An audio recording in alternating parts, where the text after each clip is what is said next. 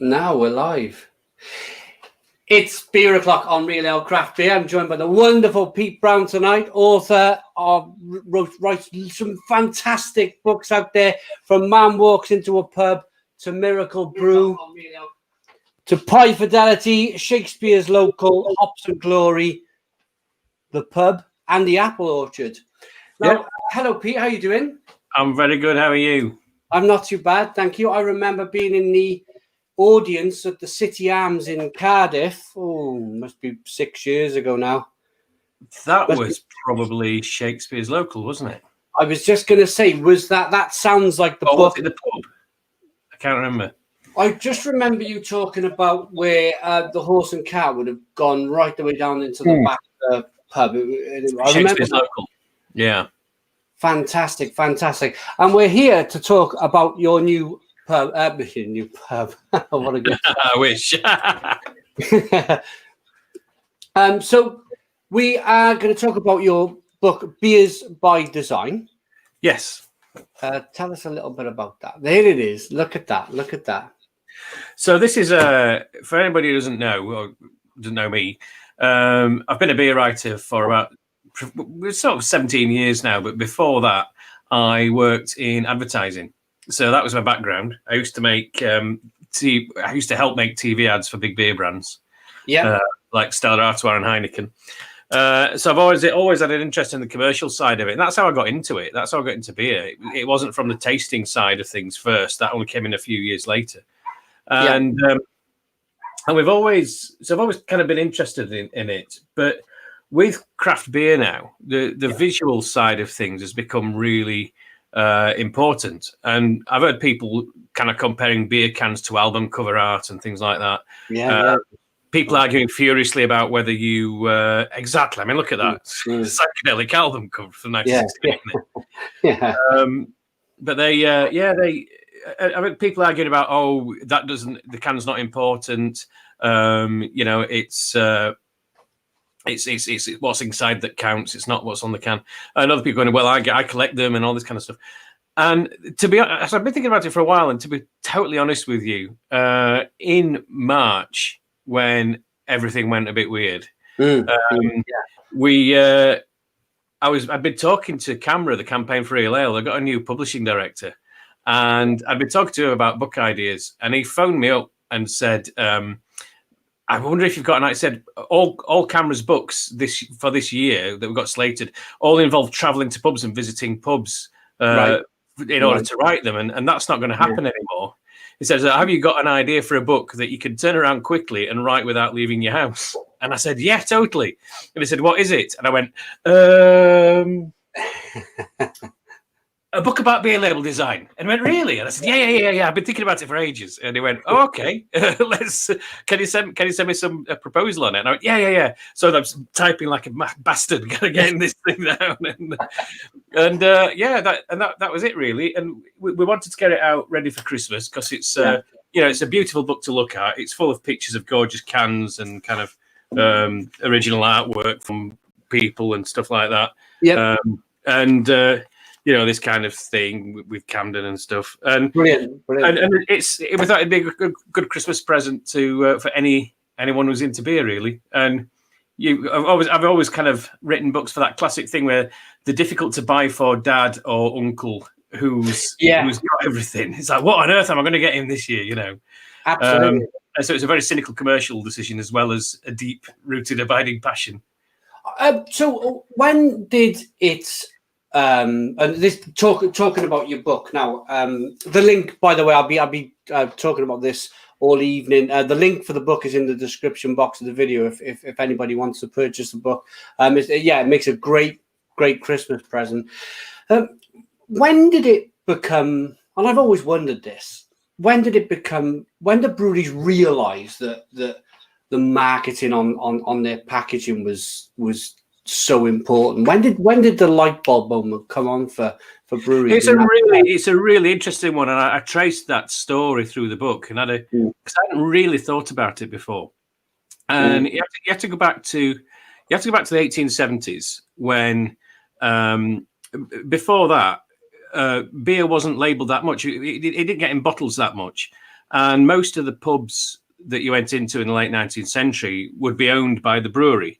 So you didn't need pump clips either. You knew that every brewer made a mild or a bitter or a pale ale or whatever. And you knew that if you went into a Brains pub, you were going to get Brains mild or Brains bitter. If you went into a Whitbread pub, you were going to get Whitbread bitter or Whitbread mild. Yeah. And so there wasn't really any kind of visual design on them at all. And things would have names and stuff. But Bass wanted to sell their beer not through their own pubs, but they wanted to export it and all this kind of stuff. Yeah. So people were ripping them off. It was such a popular, good beer that everyone ripped off the Bass Red Triangle. So they came up with this label design and they trademarked it. It became the UK's first trademark. In 1876. And that really was the start of it. And when you look at a Bass label now, it's kind of got this oval shape. It's got a logo in the middle. It's got the name under the logo. Yeah. A bit of frilly design around it. It says, trademark since 18. And when you look at a lot of mainstream beers everywhere around the world now, they've all followed that format. I've got one page in the book that puts all these beers up on one page from Asia, Africa, America, you name it. And they've all got the oval design with a little logo in the middle. Yeah, and the name across the bottom, and a lot of them are in green bottles. There's a lot of gold and silver to say this is a premium product and stuff, and they all look the same. And they all look quite boring because of the restrictions around selling and marketing alcohol. None of them have got really big, colourful displays or designs or anything like that. And we might talk in a bit about some of the problems that people have had with the Portman Group and stuff, but. And they all just look like beer, and they said we've been around for a long time, we're very authoritative, we're really traditional, really established. And so when craft beer came along, they wanted to really break with tradition. They wanted to say we're different from that. And in this country, even though they nicked a lot of the ideas from the States, but in this country, when you look back at the first Brewdog designs from 2007, 2008, they're smashing that up. It looks like it's spray painted, like stenciled on. The text is all out of line. It's really messy. It's saying we are not like any of those other beers out there. And so that's when that's when I date this modern thing back to about 2007, 2008, because then everybody followed. First, everybody looked punky, and then then Beavertown came out and looked kind of pop art and kitsch and then everyone looked like that. And then Cloudwater came out and looked arty, and then everyone looked like that. So cans, So then every now and again, someone will really move things on and create a new trend, and everybody else will follow it. And now we've got to a point where everyone's doing everything. And if you say, is it all about minimalism now? You go, well, yeah, that's really popular, but so is the opposite of minimalism. Like the can I showed, and I suppose that comes down to that I love talking about the design of cans and bottles, because if you go into a bottle shop now compared to when you went into a bottle shop 7 or 8 years ago, the difference is amazing. Everything's gone into either, and this is just me grabbing two cans, either 330 mils or 440 mil cans. There's so much more room to get your kind of your message across than on a bottle. And it must have been very, very difficult to imagine my own question. Maybe it wasn't, because you'd always think of a can of beer, a 440 can of beer 10 years ago. It was some kind of mainstream lager in it. Yeah. And it was down to Cloudwater who kind of blew that theory away. And again, it's beer by design, all leading back to this beer by design. It's really good. So even names of beer going a little bit before it was just like you said, they just put a cross on it or something when they order number one, or it was never really that important, was it? The name of their beer, because it was local people. Also, a big thing that you don't really think about until you start really researching and looking into it is that a lot of those early beer names, people were illiterate. Most people buying it couldn't read. Yeah. Yes. So it had to be something really simple. It had to be a shape. It's the same with pub names. When you look at a lot of British pub names, like the White Horse, the Stag, the White Hart, the Red Lion, Yeah. They got those names because of the signs they put up. It was just a sign with a red line on it and a sign with a tabard on it or whatever, and the names came from the signs. Right, that is really interesting. So, yeah, like you say, illiterate people not going to be able to read the white hart, but they can see a white hart on the. Yeah, and so when you see old dramas, sometimes they'll say things like, "I'll meet you at the sign of the white hart," and that's what they mean. It's the signs that matter. And on beer names, yeah, it was like you'd have double X or triple X or 4X, and people could count the number of X's. They could see there's more X's on the thing. Yeah, and then Bass was the red triangle, Guinness was the harp, Allsops was a hand. It was just all really, really simple, and the names were just the names of the when we got names, it was the names of the brewers. It was William Bass, it was Samuel Allsop, it was Arthur Guinness, and it's like, well, there's no need to be creative. It's my beer. I made it. Yeah. It's got my name on it. and that's what sold it in the end. Was I'll go to this pub because it was better than the pub down the road. I've got sorry, Pete. I got a quick. Have I told you about the super chat? So a super chat. Keep about in the comments. It's hilarious. Yeah, I got a super chat coming in from Lord's Brewing Company up in Huddersfield. Our first super chat of the night. Thank you very much. Hello, everyone. Hope you've all had a great start to the week. Welcome, Pete. Welcome, Pete by Lord's Brewing Company. The next thing I want to do very quickly is, can we do 100 likes? We've got 123 people tuned in live to this stream, but I want to bump it up. I want a big night tonight. I want everybody to have a pre-Christmas fantastic night. So hit the like button down below. Let's get it up to 100 likes, and then we can get this stream out to more and more people. We've got another super chat from X-Pimp My Sniper saying, "Evening, yeah, Bunton. That is lovely to see you." Do you know where Lord's Brewing Company? Just out of conversation, up in Huddersfield there. Not yet. It's a long time since I've been up to Huddersfield. Given that I come from that neck of the woods, I do want to get back there at some point, so I'll definitely check them out next time I'm up. Yeah, fantastic. Any comments that have kind of caught your eye? I caught the Russell Crowe thing. That follows me around. Although I think I think Russell Crowe in lockdown looks even worse than I do, so I'm feeling pretty good about that. Cool. You're always welcome, Pete, up to the brewery. Thank you very much, guys. I'd look forward to seeing you. We got 67 likes coming in. I also, in case Simon might be watching, we've had some not very good news down here in Wales. I interviewed Simon Buckley about 2 weeks ago on the on one of the videos. I think you retweeted it for me on your feed. But Simon's unfortunately in hospital with the dreaded situation with what's going on in the world today. So I'm just going to say it once and once only. He's in hospital with COVID. And if you're watching, Simon, I wish you a speedy recovery.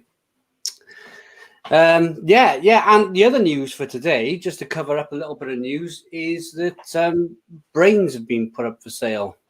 So yeah. It's been a funny year, Pete. It's been a life-changing year for a lot of people. What's your year been like? It's been really weird. Partly because hospitality has been the most affected. I saw a stat today that said that of all the job losses there's been this year, hospitality accounts for a third of them. It's been hit far worse than any other industry. And I'm a kind of limpet on the side of hospitality. If there's no hospitality industry, there's no beer and pubs to write about.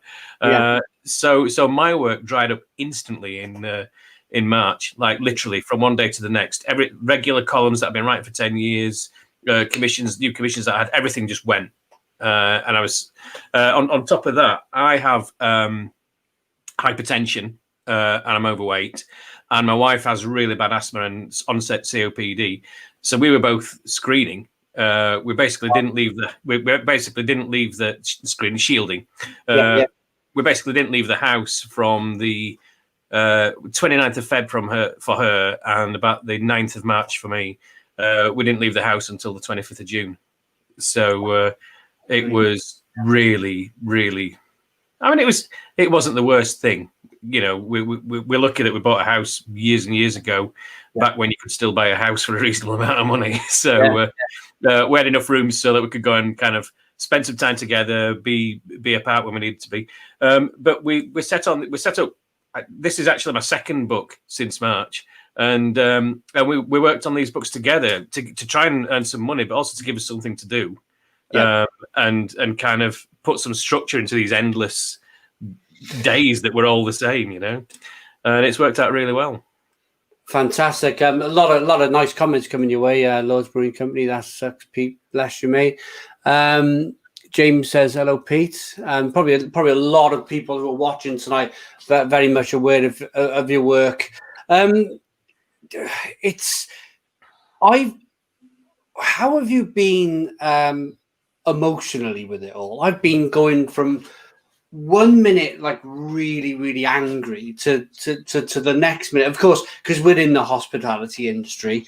I've been finding it really hard emotionally to cope with all that's going on, because of course we both speak to brewers on a daily basis, and there's nothing but heartbreak out there, nothing but absolute heartbreak with even with today's news with brains, people, you can only feel for the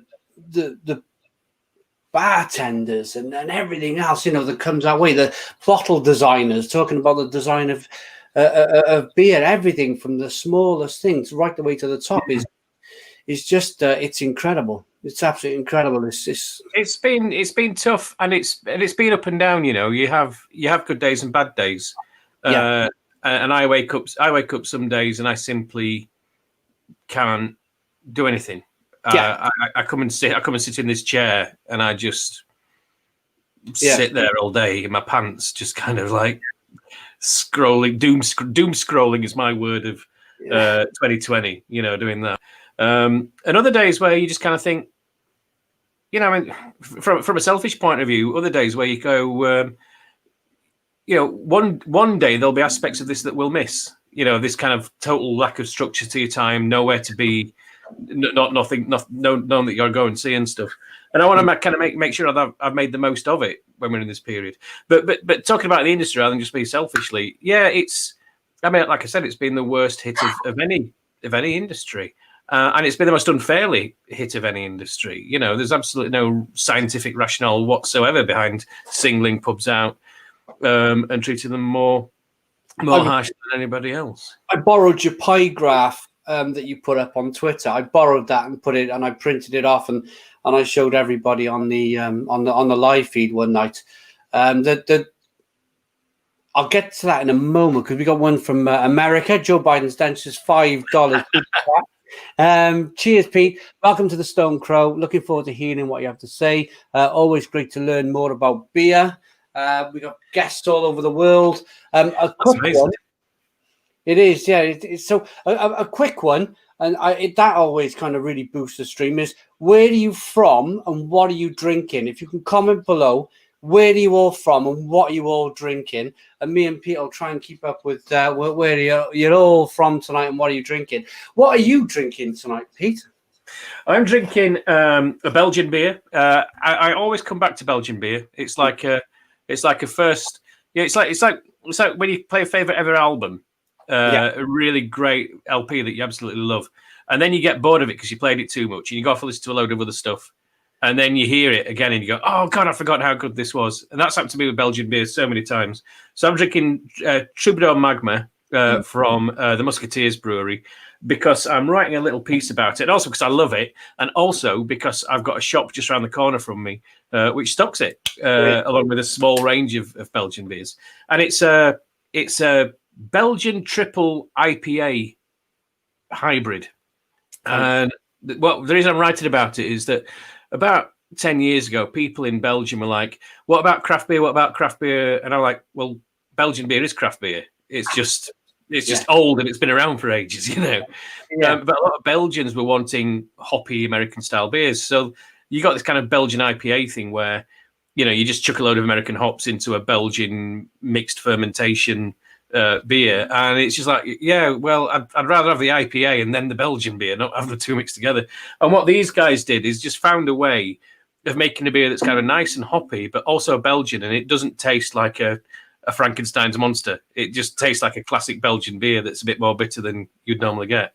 Got you. So mixing that kind of classic Belgian yeast with Belgian malts and then American hops. That sounds really interesting. I think I come across another Belgian brewery doing that. Is it Brussels Beer Project? Yes. They do some fantastic stuff, don't they?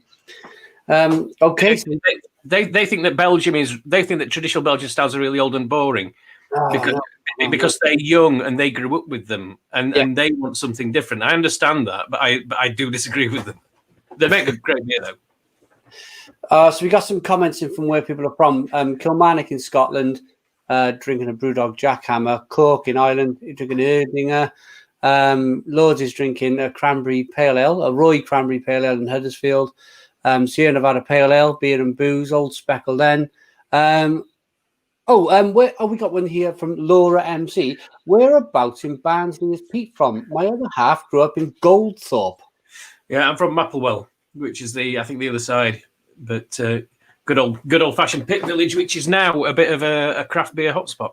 Is it? Ah, cool. Yeah, the old bakery that I used to go to is now a craft beer bar, and the two local pubs that I grew up drinking in from the age of about 15 onwards are now really great craft beer pubs. They just used to have Tetler's and John Smith's, and now apparently they're just amazing. Oh, fantastic! Is there any reference to the bakery in the craft beer? Because they're quite close in beer and bacon, isn't it, with the yeast and everything? Oh, totally, yeah. And also when you look at, someone was talking to me about this the other day, and it's funny because when you look at a lot of food stuff, there isn't much of a comparison with what's happened in craft beer, because I think we always expect certain foods to have an artisanal element and stuff. Yeah. But the only ones I'd say really do parallel the craft beer thing is bread and cheese, and the campaign for real ale, the campaign for real bread set up after that, and I think artisanal baking. There's a middle-aged North London bloke cliche that you have to make your own sourdough bread. When I'm not writing about beer, I'm trying to make a perfect sourdough loaf like most of my mates. I had a sourdough beer, Wild Beer Company. They did a sourdough. Absolutely incredible. Really, really good beer. We got 84 likes. Can we do 100 likes? Can we pump this stream up to 200 likes? People 84 likes so far. We need another 16 likes to get it to 200. My StreamYard stream has stopped, but the one side's going crazy with all the comments. So drinking Lost Lager in Liverpool. I lived on that this summer. Lost Lager. It's good stuff. It's good stuff. I went full when it happened to me about 2 years ago. I gone full circle and started drinking the nice pilsners in Tesco's and Morrison's. What do they call them? The Warsteiner and stuff like that. And when I started off 10 years ago, I was so in my naivety, I was so dead against lager in all forms. I was just kind of like one way with real ale. And because I didn't know there was some fantastic lagers out there, there really is, isn't there? If you just step away from the mainstream a little bit, you haven't got to step far. Here we are with the Warsteiners and the Lost Lagers and all malt lagers. I think that's where we got to go. And again, you get this thing where I talk about in my craft beer book. No, I don't think many people would admit to this, but part of what a lot of craft beer drinkers want is it's got to be new, it's got to be funky, it's got to be made by young people, and it's got to be different, And like I was saying with Belgian beers, every now and again you go back to some of the old classics and you realise why they're classics. Budweiser Budvar from Česká Budovice.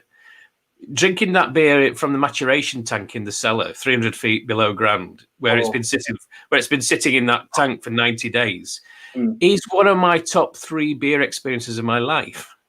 It's just like it's perfection, Is that where they just going to quickly grab this super chat. £2 Joel Morris drinking a Boston lager tonight. Well done, Joel. Enjoy it. Another classic. I went to a place where they literally hollowed out in Poland. It was on the border with the Czech Republic, and they hollowed out the side of this mountain. And they had a lake next to the mountain. The lake used to freeze, and they used to drag the ice, cut it out the lake, and drag it into the side of this mountain where it would be always 1 degree or something. And that's where they used to lager their. That's it. If you go to Pilsen, it's a bit like that. The town of Pilsen is built on a hill, right. and the brewers basically dug in to the hill. They dug all their caves into the sides of the hill, and that's where the caves are still maturing the lagers. And you can feel it. I went down a staircase. You could feel it getting colder, can't you, when you're walking down the staircase? Yes. Yeah. You get that constant low temperature, and because that's what the yeast likes. And a lot of brewing is just creating the right environment. That the yeast that makes the beer you want to drink, it likes that environment. And most of the time we made beer, we didn't know that's what we were doing. We just knew that worked, Yeah. We got Ronan saying, I know what you mean. For me, it was Lech Brewery. I think that's in Poland. That's as well. Poland, yeah. Where they have fresh Pilsner, practically from the secondary fermentation tank.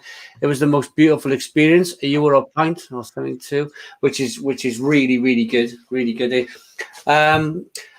So this place where I went to, I think it was called Brewery Sheshan, and they brewed the Tyskie Baltic Porter. Yeah. Oh, yeah. So that's where it came from. It wasn't brewed at the Tyskie Brewery in Poland. It came from this place where you went underground. And I was with another beer blogger, Tomasz Kapira, lovely Polish guy, and he had a little bit more information than me. So the brew master gave us two these famous Baltic porters, and he said, "Can you tell the difference between one and the other?" And I tasted them, and I couldn't. There was something different about this beer, and I couldn't put my finger on it. And of course, Tomasz Kapira knew all about this, so he said, "This one has iron in it," and he said, "Yes." So basically, what had happened over time, they'd scratched the fermenter, and there was an iron taste from it being raw iron making its way into the beer, and it was famous for this kind of the one side of the fermenter being an iron tasting beer. So did people prefer it with the iron? Yes, they did. Yeah, they preferred the locals preferred that kind of iron taste in the beer. But I want to get back. To you've written 2 books this year. Would you like to cover the first book you wrote this year? And what was it about? This was this is the contentious one. Craft and Argument, which I think is the perfect name for a book about craft beer, because it is an argument. It is an argument. And somebody, Boken Bailey, the bloggers, reviewed it and said at times it feels like Pete's even disagreeing with himself in this book. But this was my lockdown project. I said the word. This is my project, my original project this year, where I'm because I'm a writer and because I'm obsessed by words. I've got an unhealthy obsession with the debate around the definition of craft beer and does it need one and all that kind of stuff. And about 2 years ago, I found a book called Craft, and I realised it was about. I had to flip through it, and it was about scything hay and pottery and making wicker baskets and all this kind of stuff. And I thought, I'll see what they say about beer. And then they didn't mention beer at all.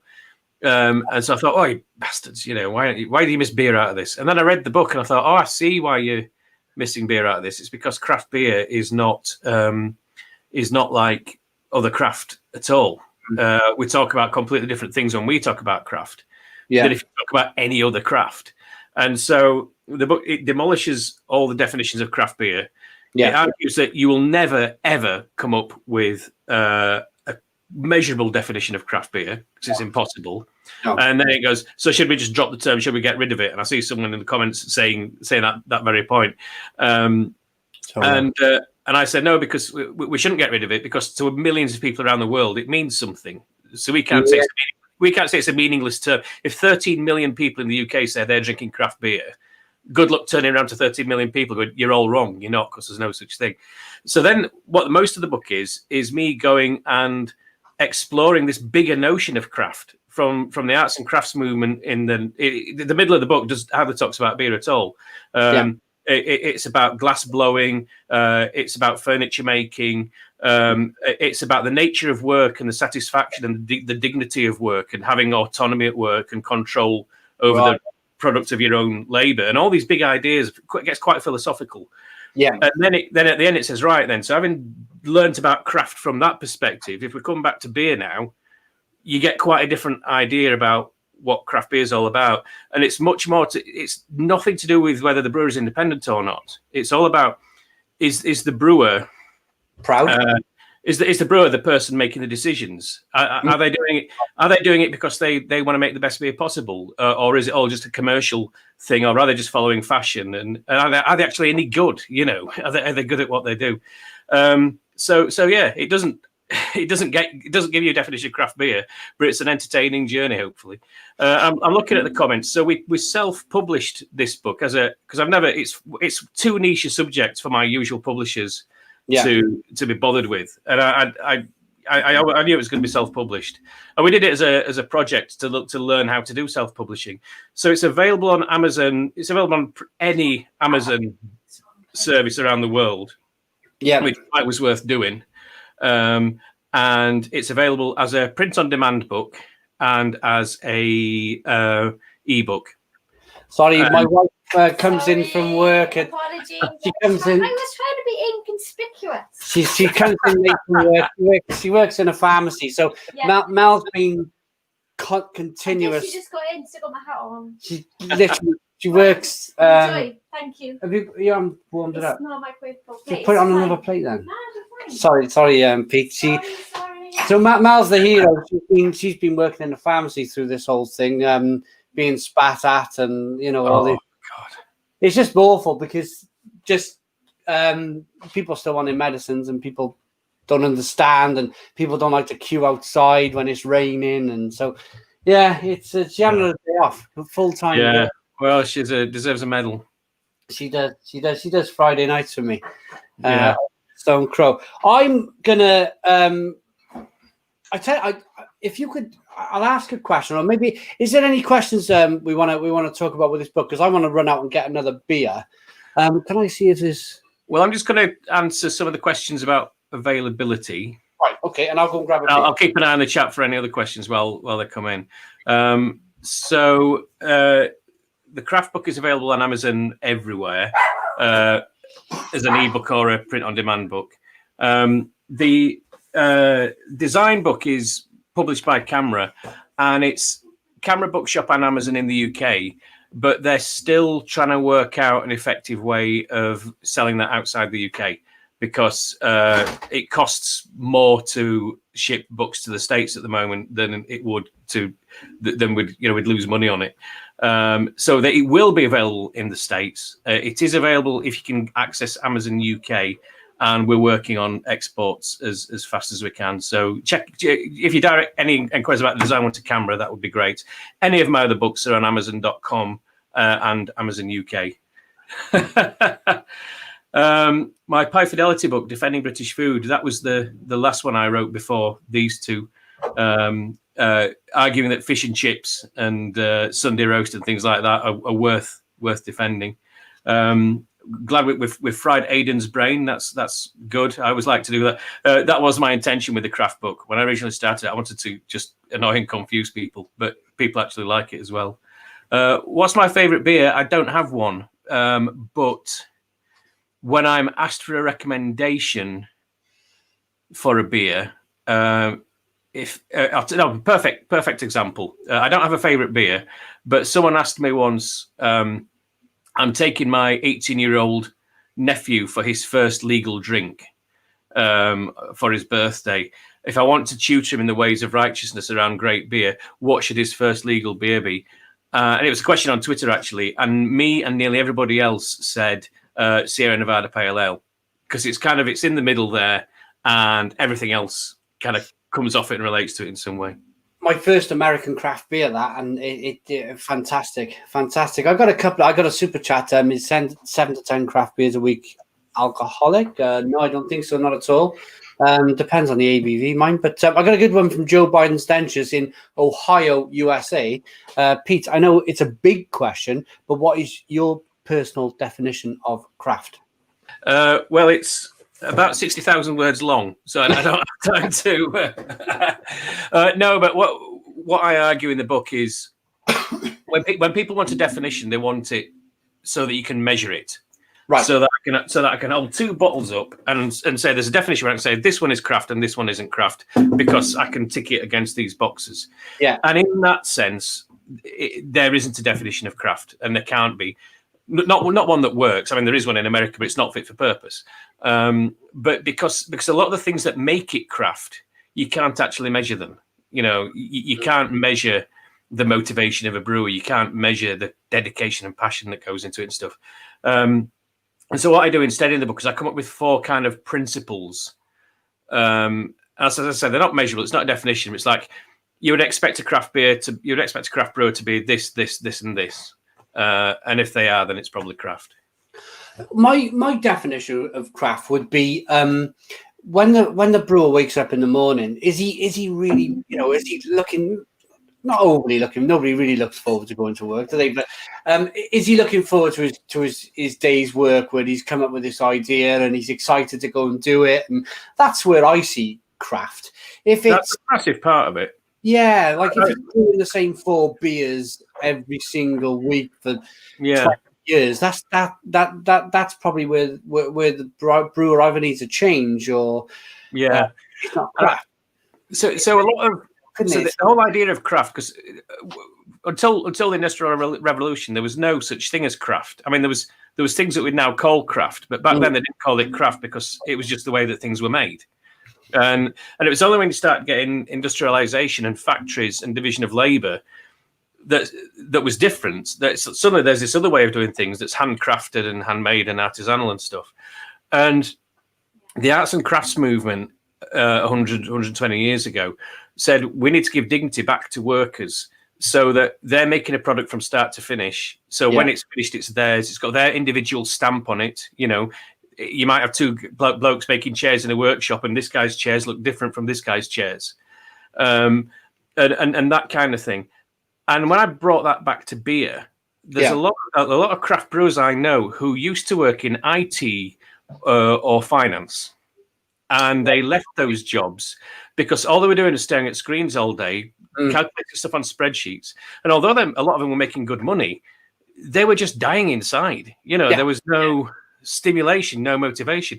And when beer came along, they went, sod it, I'm going to give up a good salary and a secure job. And I'm going to put everything I've got on the line because I want that feeling. There's a really interesting thing talking to brewers where they enjoy feeling physically knackered at the end of the day because they've been lugging. It's like, I can't say it's pleasant digging out a mash tun, but at the end of the day, I know I've done some work. Yeah. And they produced, just to talk around a table with some friends and say, I produced this, and them all complimenting you on your work is much more satisfying than, like you say, banging stuff into a computer all day and earning the money that way. But it's like you say, it's soul destroying. It's soul destroying. I think my worst job was I was on new business at British Gas, so I'd have to tell people that if they wanted a gas line half a mile to their house, we had to calculate it over 100. Yes. And it'd be like 15 grand or something. So I was the guy they always shouted at, how much type of thing. And I lasted 3 months in something like that. It was just completely impossible. I did 12 years in advertising, and I was good at it. I got promoted and I got paid what I would call quite a lot of money by the end of it. To a lot of people these days, it wouldn't be a lot of money. But I gave it up because I felt dirty when I came home, and not in a kind of physical labor way. I felt dirty on the inside because a lot of what we were doing was just wrong, and it was just persuading people to buy shit they don't need and making them feel unhappy that they haven't got this tat that they don't actually need in their lives, that we've just persuaded them that they suddenly need. And I didn't enjoy that. And I now earn, if I'm lucky in a good year, about a third of what I used to earn 20 years ago. But I'm happy. And also, when I meet my old work friends who are now all on 300 grand plus share options, they're jealous of me because I'm the one doing what I want to do. And they're just stuck in a situation where they can't now give up the big salary because they're too dependent on it. That's a really good way of putting it. And I always, this is a really weird thing to say, but I always look, I've been to quite a lot of funerals, and they always, around funerals, they always like center it around the person's work, don't they? And it's always, John was a great bloke or whatever, he was a gardener for 30 years, absolutely fantastic. But if you've chosen to do something that you love, and that also you're going to be remembered by.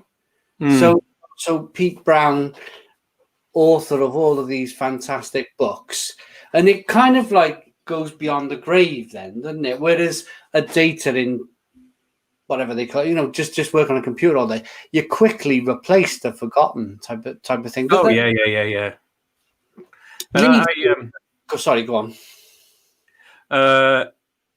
That thing, like you're saying at funerals and stuff, the other thing of that is when you meet people for the first time at a party or whatever, and pretty much the first question is, what do you do? Yeah. And it's like, I want to go, well, I drink beer, I play Warhammer on my laptop, I go to the pub, and it's just like, no, what do you do? It's like, well, yeah, that's what I do. Oh, what do you work at? Oh, work, right, yeah. And, it's like this idea, you're not defined by your job. I mean, I am, because my job is my job is my hobby, and if I did have a day job, I'd be doing this in my spare time. In fact, I made a joke recently that because I'm a writer, I don't have any spare time, so I write. But if I did have spare time and I wasn't a writer, I'd spend it writing. So it's just kind of. It's a similar thing where I try to explain to a 70-year-old that I'm a YouTuber. It's really difficult to do. But which leads me on to my a great question. I've got loads of questions all over the place in my head, but another one that I really want to ask you is, when was the first seed planted in your mind that you went, first of all, I like this beer, and then it developed into, I want to work in beer? I've got to make a terrible confession. I'll be honest with you, because we're mates, and I'm just going to pretend. I'm just going to not read the comments for a bit. But it was when I was working on Stella Artois, and back in the day, that Stella Artois was a decent lager. I've got an ad from. I didn't work on this. I was still at school when it was made, but there's a print ad from the 1980s where they go through and they explain. The tagline for Stella used to be "reassuringly expensive." Yes. I didn't come up with that. No, that was 15 years old by the time I joined the agency. But they did this ad explaining why it was so expensive, and it was all things like they only used female SARS hops. They did traditional floor malting. They lagered it for at least 30 days. It was brewed according to the Reinheitsgebot, so there were no additives or adjuncts and stuff. Right. So it was a decent beer, and it was only when the new owners took it over that they basically ripped the guts out of that beer. Yeah, literally. Just turned it into what it is now. Left the door open and everything, didn't they? So I really enjoyed drinking it. But also I had to do a big part of my job was running focus groups. And so, we'd have a new ad, or they'd be thinking about launching a new beer or something. You'd get 8 blokes, because it was always blokes back then. You get 8 blokes in a room, and they'd sit there just like this, going, "Yeah, impress me. Whatever." and then within 10 minutes, you say, "Right, so let's talk about beer. What's your favourite beer?" And within 10 minutes, they'd all be like, "Ah!" and just kind of really going for it and talking. And I'd be sitting behind a two-way mirror watching this, making notes. And I'd be thinking, by this time, I'd worked on everything you could think. I worked on cars, newspapers, you name it. And I was like, I've never seen people react like this to any other product. Yeah. I guess if we were talking to people about what football team they supported, it might have been like that. But I'd never seen anything else. And I thought there's something about beer that makes people this passionate, this engaged, this interested. And I want to know what it is. And that's what set me off on the course to writing my first book, because I couldn't find the answer. And so... So what did you start drinking first? Was it premium lager? Because you were down the cellar. Okay, so I'm in my 50s and I started drinking illegally in the sort of mid 80s. And back then, and this is why I went on to work in advertising. Back then you drank whichever lager had the funniest adverts on TV. Right. And working on Heineken was a dream come true for me, because Heineken ads used to be, when we had 3 TV channels and only one with adverts on, if you made a TV ad, 19 million people would all see that ad at the same time. Wow. Wow. If you're in the centre break at Coronation Street, 20 million people would watch every episode of Coronation Street. And so as kids, we'd see these brilliantly funny Heineken ads, some of which still are funny, some of which are embarrassing now. Yeah. And you'd go to school the next morning and go, did you see it? Did you see it? And we'd all start doing the catchphrases like you do today with later on with comedy shows, because they were funnier than the comedy shows. So I used to drink Castlemaine 4X. I used to drink Heineken. So I used to drink Hofmeister because it was if you want great lager, follow the bear. Yeah, I remember that. Carling, I bet you drink Carling Black Label. Still my favourite ad is the Carling Black Label Dam Busters spoof, which you can find it on YouTube if you've never seen it, with the famous bouncing bombs, and this German sentry takes his greatcoat off and starts saving them as if they're penalties. And then the pilot's got, I bet he drinks Carling Black Label. It's just a perfect 30-minute comedy sketch. We used to drink whatever had the funniest ads, and they all tasted the same.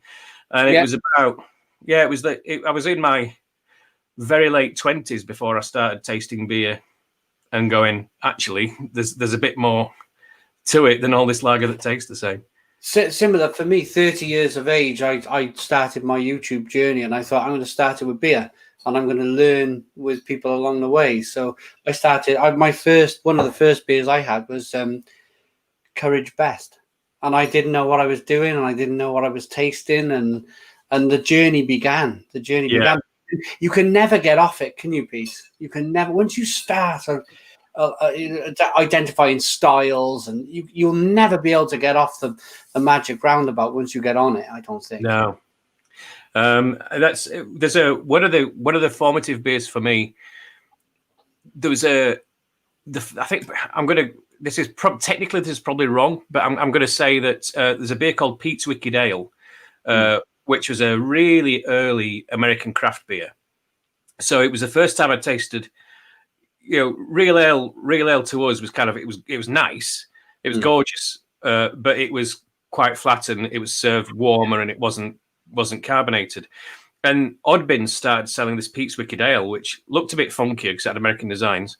And when I tasted it, it's like real ale, but it's colder and fizzier. It's really nice. It's kind of like halfway between real ale and lager, but it's got real flavour to it. And that was by a guy called the guy who set it was a guy called Pete Slosberg. Yeah, and so that was my introduction to craft beer, was Pete's Wicked Ale. And then it turned out that Pete Slosberg was judging the North American Guild of Beer Writers Awards this year. Yeah, and he helped make this book, beer book of the year in the American Beer Writers Awards. So it's like come full circle. It's like the guy that introduced me to craft beer. Yeah, wrote to me and said how much he loved this book, and it's like. It's like the guitarist in your favourite band saying, "Oh, I like that tune you wrote, Pete." It's just like, fuck. Oh, it's brilliant. I really enjoy. I've always probably as yourself as well. Beer and travel. Beer is also really closely associated with travel. I'm going to go into that in a moment, but I want to go back to a question again that was in my mind. So I presume with you working for Stadler, you went to Leuven? You went to the brewery over there in Leuven? Do you know what? it's really interesting. I've been many times as a writer, but we never went as an advertising team because all they did in Leuven was make the beer. Because I was going to ask so you. Why is that important? And it was one of the things that used to drive me insane. It's like when I used to work on bloody mortgages and pensions. Yeah. We had to go and have lectures for weeks to learn about how mortgages and pensions worked, because how could we write ads about them if we didn't? When I worked on washing powder, we had lectures about the difference between grease-based stains and dirt-based stains, and how you got bleach on one and surfactants on the other, and all this kind of stuff. Yeah. You work on beer, and they go, well, it's just beer. You don't need to know how it's made. You don't need to know where it comes from. You don't need to know what the ingredients are. Just write an ad for it. And that's some of our clients didn't know how beer was made. Some of the people who working for Stella didn't know the difference between lager and ale, and they couldn't name you the 4 main ingredients of beer and things like that. And so it became a real bugbear of mine that you had to treat it with respect. Treat it with the same respect you'd treat a bloody pension, for God's sake. Absolutely, and there's a lot of that about, isn't there? There's even my. There's still a little bit around this area, not so much anymore. But the like you say, the Fosters and the Follow the Bear, and they're not interested in even discussing different beers. They're not willing to try different beers. And if you said that to somebody who enjoyed, because a lot of them people then will turn after having a few lagers, they'll go, right, I'm going to try this wine that I found, and it's from France, and then the next week it's from Spain, and you think, why can't you treat beer the same way? Why? You're right. I think people are getting better on that. But there's a guy I know. He became a really good friend of mine, who used to be an advertising client of mine, and he still works for Molson Coors up in Burton-on-Trent. Yeah. And he told me this story once that they had they were trying to make people think of Carling a bit more premium. Yeah. And so they did these ads for Carling. In fact, the TV ad they're doing at the moment is in a similar vein, but it's made from 100% British barley. And when that ad came out, I didn't know that.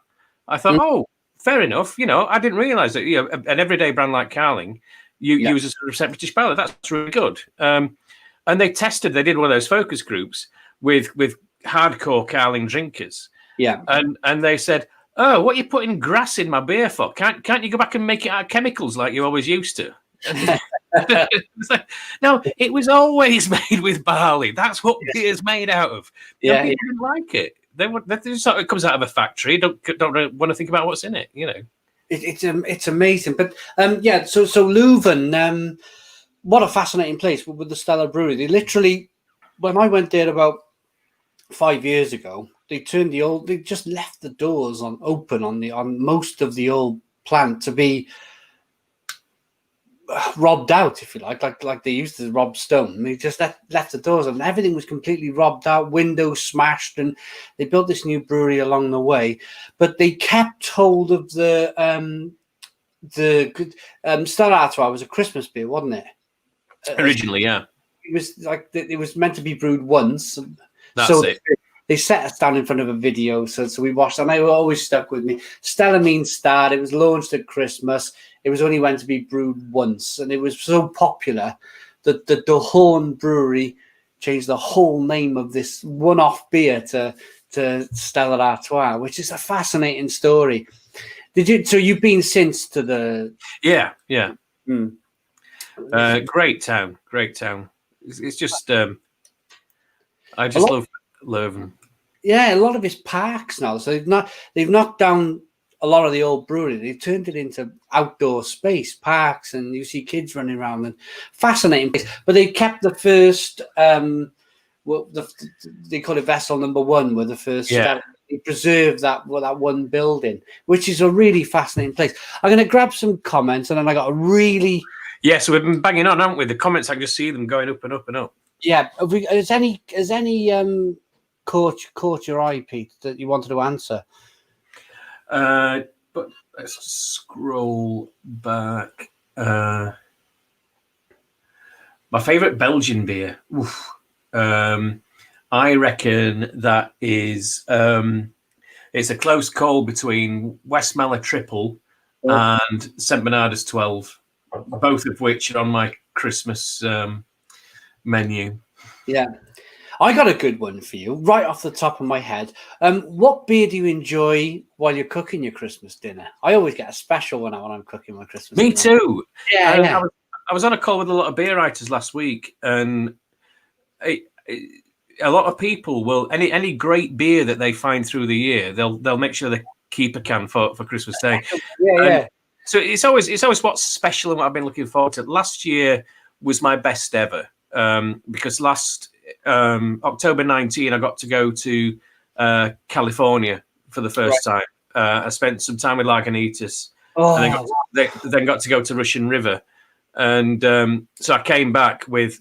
I ended up buying an extra case and paying. No, in fact, I got an upgrade so that I could carry more weight allowance. brilliant.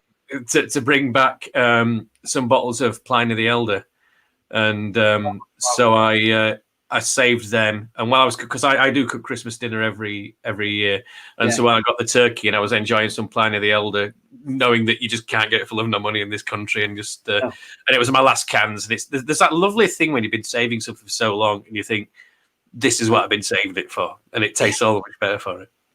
Is it? It's one of the places I'd love to go to. Is it worth the hype? Was it exactly what you expected, California? Like you envisaged something in your mind, don't you? And then was it the same as how you thought it was going to be? Yeah, I mean, it's such a massive state, and I was in the north, so it was nothing like Southern California and LA and stuff. Because I was around San Francisco and Sonoma County and places, and it's just, oh god, yeah. There's a bar in San Francisco called Tornado, which is one of the iconic craft beer bars. It was one of the first places to go over to try to champion a big craft beer menu. And you look at the menu in there, and you're just like, what the fuck? It's just like, Pliny on tap all the time. Yeah. A bigger range of Belgian beers that you can get here, some brilliant English ales, and all just stuff from all across the States. And the bar is just a proper dive bar. Your feet stick to the floor. There's loads of massive blokes with tats just kind of scowling at you. There's the bar staff are rude, and you're just like, this is perfect. This is one of those bars where you just want to sit and watch the day go by. And that's a lovely vibe. Is it very much like Barcelona, where there was a lot of traveling around, or was it, pardon me, more a case of everything was around, everything was within a couple of miles of each other? I've got no idea. I'd love to go. I'd love to go, but I've got no idea. It's a lot of travel, and I was when we were with Lagunitas, we had a minibus that took us around everywhere. So they took you around all the breweries and so forth. Yeah. And then I had a mate. There's a great American beer writer called Jay Brooks, who every time I see Jay at a global brewing competition, he says, come and stay. So I said, Jay, I hope you meant it, mate, because I'm in town in a couple of weeks. He's like, yeah. So he took me to Russian River, took me to Bear Republic, and all these other places where you just go, wow, it's like, stepping onto a film set almost, because it's like you've drunk these beers for years and there you are in the brewery. It's just fantastic. Yeah. Right. I've done 55 minutes, which is really good for me. I'm going to take a toilet break if I could. For some, a box of Heineken on Christmas Day as well in a hot kitchen with cooking turkey. My parents always buy me the Marston's box. The beers of the world thing. That's the one. My parents always. So I end up always like mid-morning after the kids have opened their presents. I always kind of just start opening the Brax beers and the what else is in there, like Witchwoods and that sort of thing. Ohio, Joe Biden's dentist is expecting 2 or 3 inches of snow tonight. Terry Baker saying, sorry I'm late. Can we do 150 likes? 150 likes. Can we do that? We've got over 200 people watching, which is absolutely fantastic. Oh, that's great. Where we are. I'm just going to ask Peter. What English ales did they have at Tornado? Oh, God, I can't remember now. I'm really sorry. Sam Smith's always has a good presence in the States. I think they had some Fuller's beers. They seem to travel quite well. But I'm afraid I was more interested in the stuff that I don't see over here. So I was focusing on the American stuff. But I do remember seeing a good bunch of English stuff there.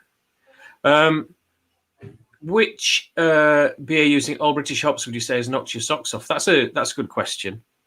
I do think that a lot of the thing with British hops, because they have this reputation of being boring and twiggy, I realised when I was writing my book about hops and barley and stuff that a lot of that has got to do not with the hops themselves, but the way that traditionally British brewers treated them. If you go to an American hop grower, as soon as the hops are picked, they're kind of pressed and kept refrigerated and kept at a really cold temperature till they're used.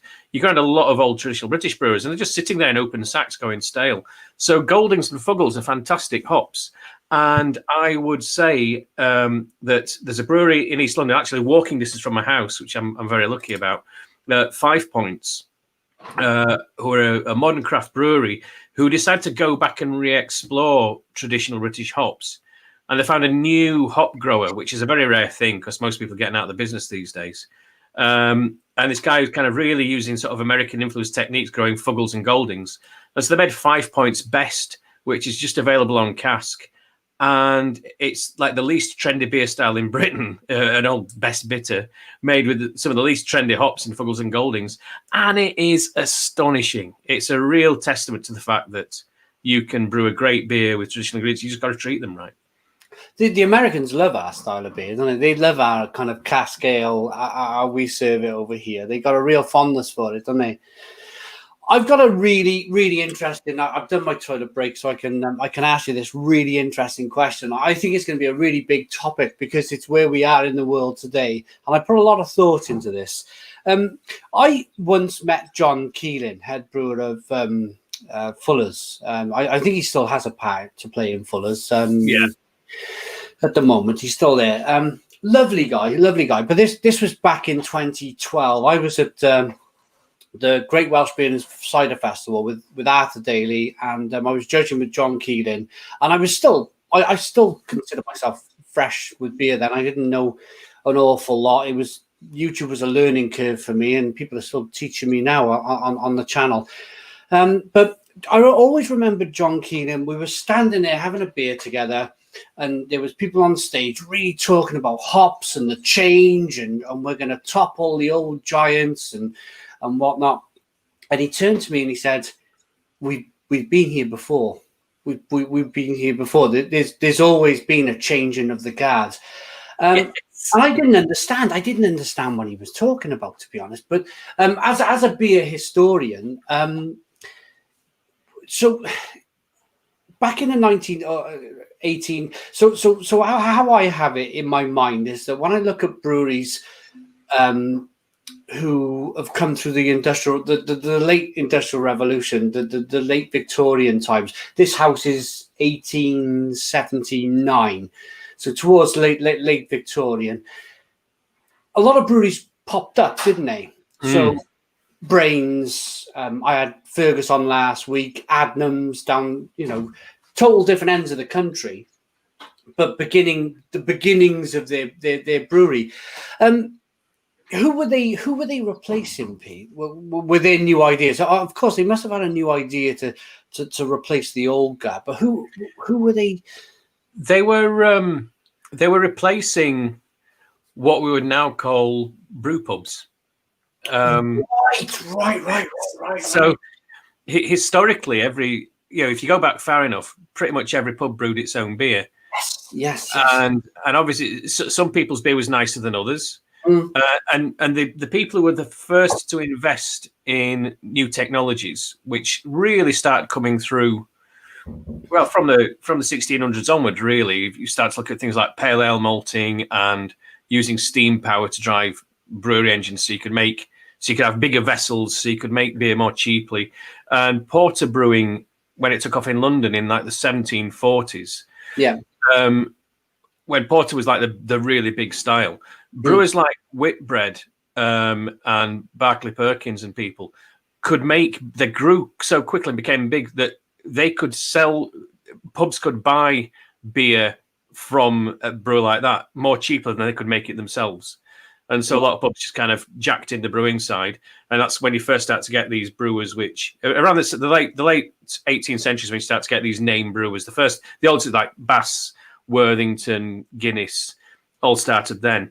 And then 100 years later, late 19th century, that's when you get a lot of this. The 1870s fascinate me as a decade when understanding of yeast and things like that meant that beer could be made consistently. Right. So that it could change. It would taste the same each time you bought it, and that's when you get an explosion of big brands. And a lot of the big global brands we know today, if you look on the bottle, it's like, since 1876 or since 1883 or since 1878, and so many of them, they're the ones who were the first to invest in the technology and just left the little ones behind. I've thought the same thing as yourself. I noticed a pattern of maybe not Theaksons, but Wadworth. That's another one, Wadworth, and all these regional brewers popping up around the same time. But I didn't know the answer to that. I thought it was purely down to, like, here in Barry and Cardiff, we were built the towns and cities to export coal, so they needed a big brewery to, everybody wanted their pints of beer after they dug coal all day. That was what I. Well, that's part of it. You're not wrong with that, because the reason these people were able to invest the money to buy the technology before anybody else could was that they were serving these dense concentrations of population.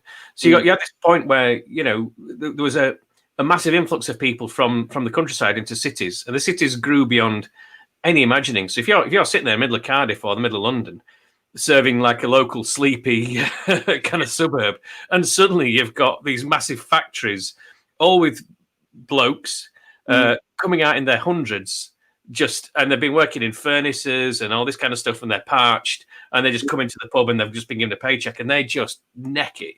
And it's the people who reinvested those profits. But it wouldn't have happened without the big market created by industrialized cities. I find it fascinating. I really do, because they would have, no doubt, they would have. It's almost like the Google of 15 years ago, where the internet come along, and they kind of got along with search. They were learning as they were going. I imagine back in, and this is just through thought of my own, is when they were learning on the job, these breweries growing, and right, we need a new fermenter, we need a bigger fermenter, we need an even bigger fermenter. The building's too small, we need to put the fermenters outside.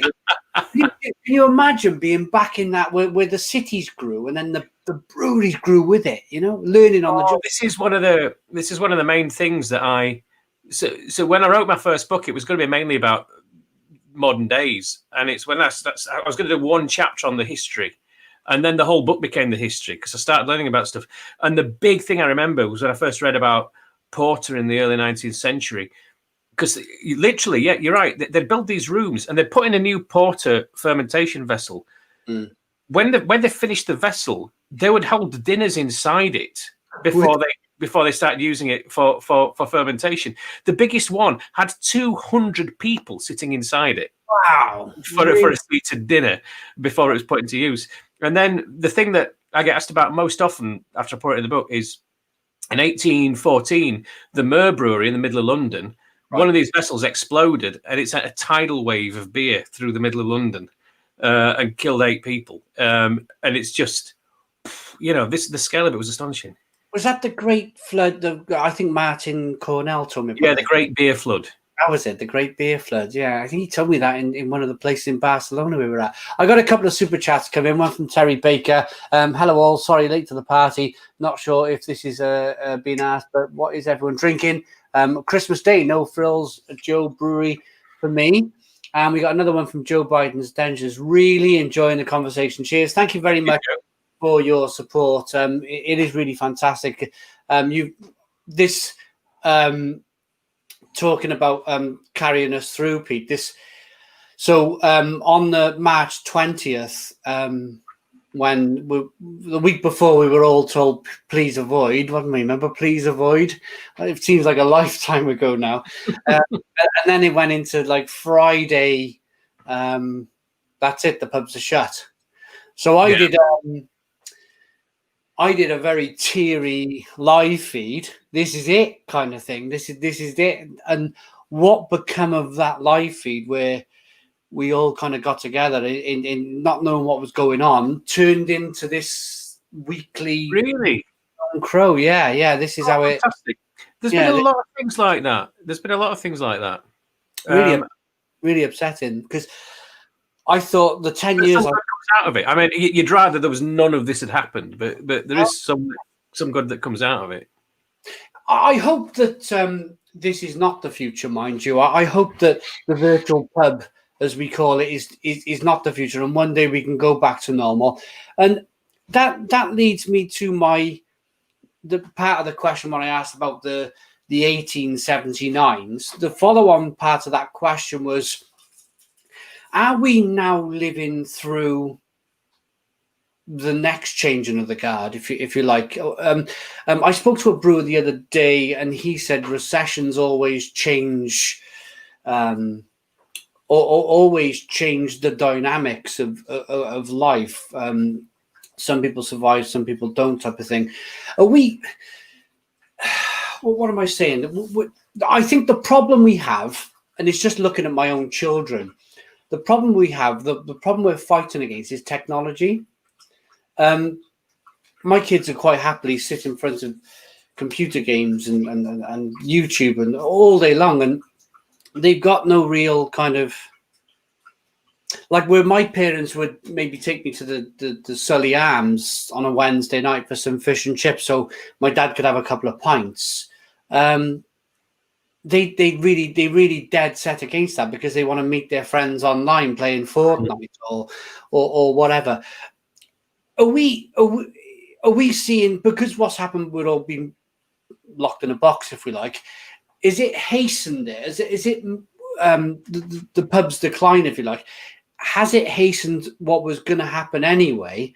And the follow-on question to that is, how can the pub adapt to this new future where everybody has a 50-inch television? Because I'm really worried about it, to be honest. Yeah.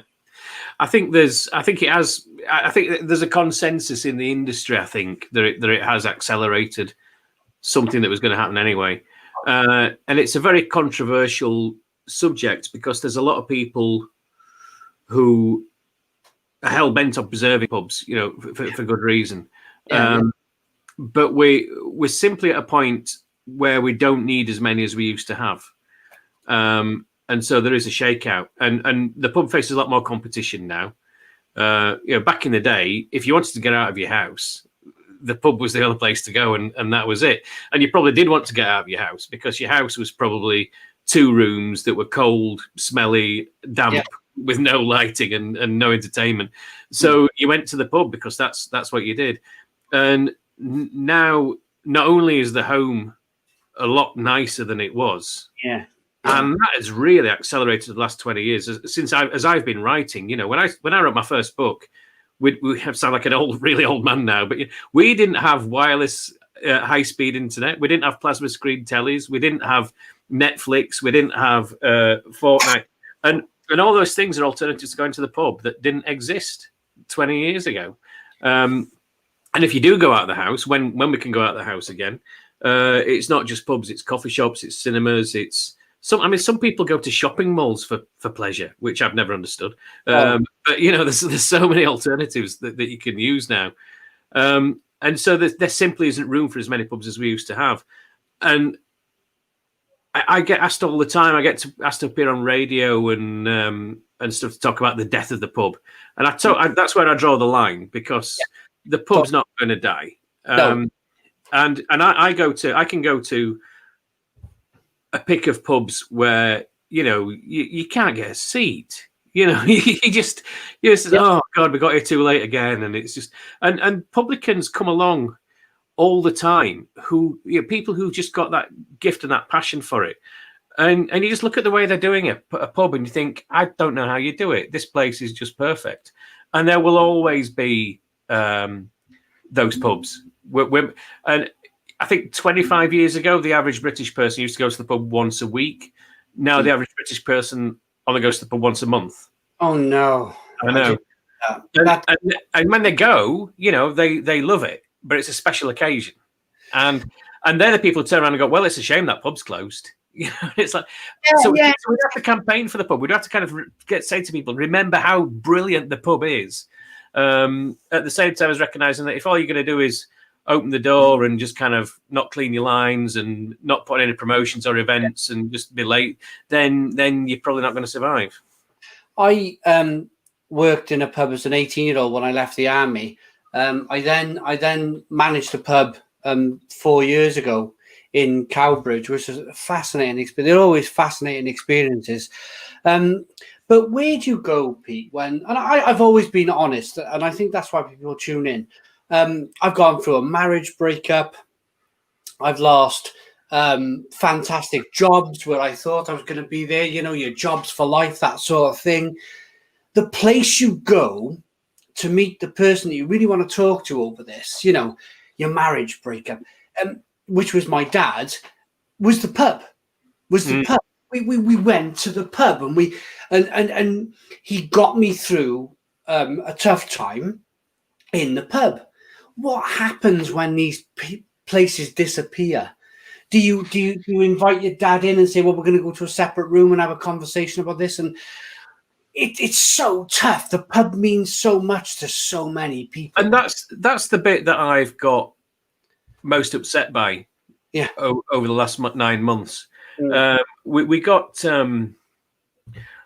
we were lucky enough in sort of end of September, early October to just get a last minute holiday to North Norfolk, and the pubs were back open at that point, and there weren't as many restrictions as there were later. But I've spent all my adult life going, okay, this looks like a nice village. Let's find a local pub. Yeah. Me too. And this time we went, and it's like, there doesn't seem to be a pub in this village. And then I'd get my technology, I'd get my Google Maps out, and I'd go, pubs near me. And they're like, yeah, there's one 8 miles away. Yeah. And it's like, oh, fuck. Yeah. It's, you know, and I thought this year is accelerating that process. And it's just, I do think badly run pubs don't have a place today. Yeah. But at the same time, when you're 10 miles away from your nearest pub, that's really, really upsetting. It really is. It really is. I remember it all starting for me. 1999 into the year 2000, I celebrated on the pub steps of the Royal Hotel. It's got a really good history to it. It's a dome on the top of it, and it was called the Royal Hotel. There was a lot of cast iron fireplaces in there, cast iron shower blocks, and it was a proper hotel. And I remember being on the bar celebrating because I worked and we all got on the. I was an 18-year-old, so standing on the steps having a beer, enjoying the year 2000, not really meaning what it meant. I thought it was 100 years, but it turned out it was 1,000 years. It turned over. So young and naive as you are, but that pub's now a Tesco, and I still go into that pub. I still go into that shop as it is now, buying baguettes for my sausage and bacon sandwiches on the weekend, thinking, God, I miss this place. I really miss this place. Do you have a similar? Because a lot of that happened in 2008, didn't it? With the Great Recession, as they like to call it. Have you got places like that near you? Which there's no pubs around me anymore. It's really sad. Well, I'm lucky in London in that there's always enough casual passing trade for pubs to survive. And the problem here is actually it's the same problem. You know, I did see some stats about a year ago that pubs are closing faster in London than anywhere else, even though they're busy, because you might be able to make, in fact, you might be able to make £1 million profit on a pub in the centre of London every year, but you might sell the building for 27 million for it to be turned into a block of flats. So, right. So that's what's happening around here. I've not had any favourite pubs that have closed. What I have had is favourite pubs where the landlord's moved on, and yes, new people have moved in who just do not fucking get it. No. and that's what happened with the Royal. The pub I was just talking about, that is exactly what happened there. Somebody really passionate. It was a Sizzlers pubs, Mitchell and Butlers, I think, that run it at the time. No, actually, it was Bass. It was Bass. And again, as an 18-year-old, I didn't know what was going on. But as I was working there, we had Bass on our paychecks. And then it went to something else. They sold it to like a Japanese company or something happened. Oh, I know the one. Yeah. Nomura. That was it. Yeah. So Bass, we went from Bass to something else on our paychecks. And then all of a sudden it became a Mitchell and Butler's pub. And then we're talking about the landlord and the landlady, because I'm really passionate about this place, because it's a Tesco's now. They built this place up to the brink of being. They have different criteria, don't they? Where they have to hit their targets, and then they get to have a massive fit out. So I remember Phil coming in one day, and he kicked the chair, and he went, "We missed it by 10 grand." And I again, a youngster, I said, "Well, what have you missed?" And that was the most important part of this pub's life at that time. He said, "If we made another 10 grand, we would have been in line for a major fit out, and it would have been a major kind of sizzling pubs type of thing." So that was the decline, really. He moved then on to, because he was seen as a really good landlord in the company, they moved him on to a really good food-led pub. And then the person who took over, again, he had no clue. He ended up robbing the place, and it was done. The place was done. It's small margins, isn't it, from getting it spot on to Tesco?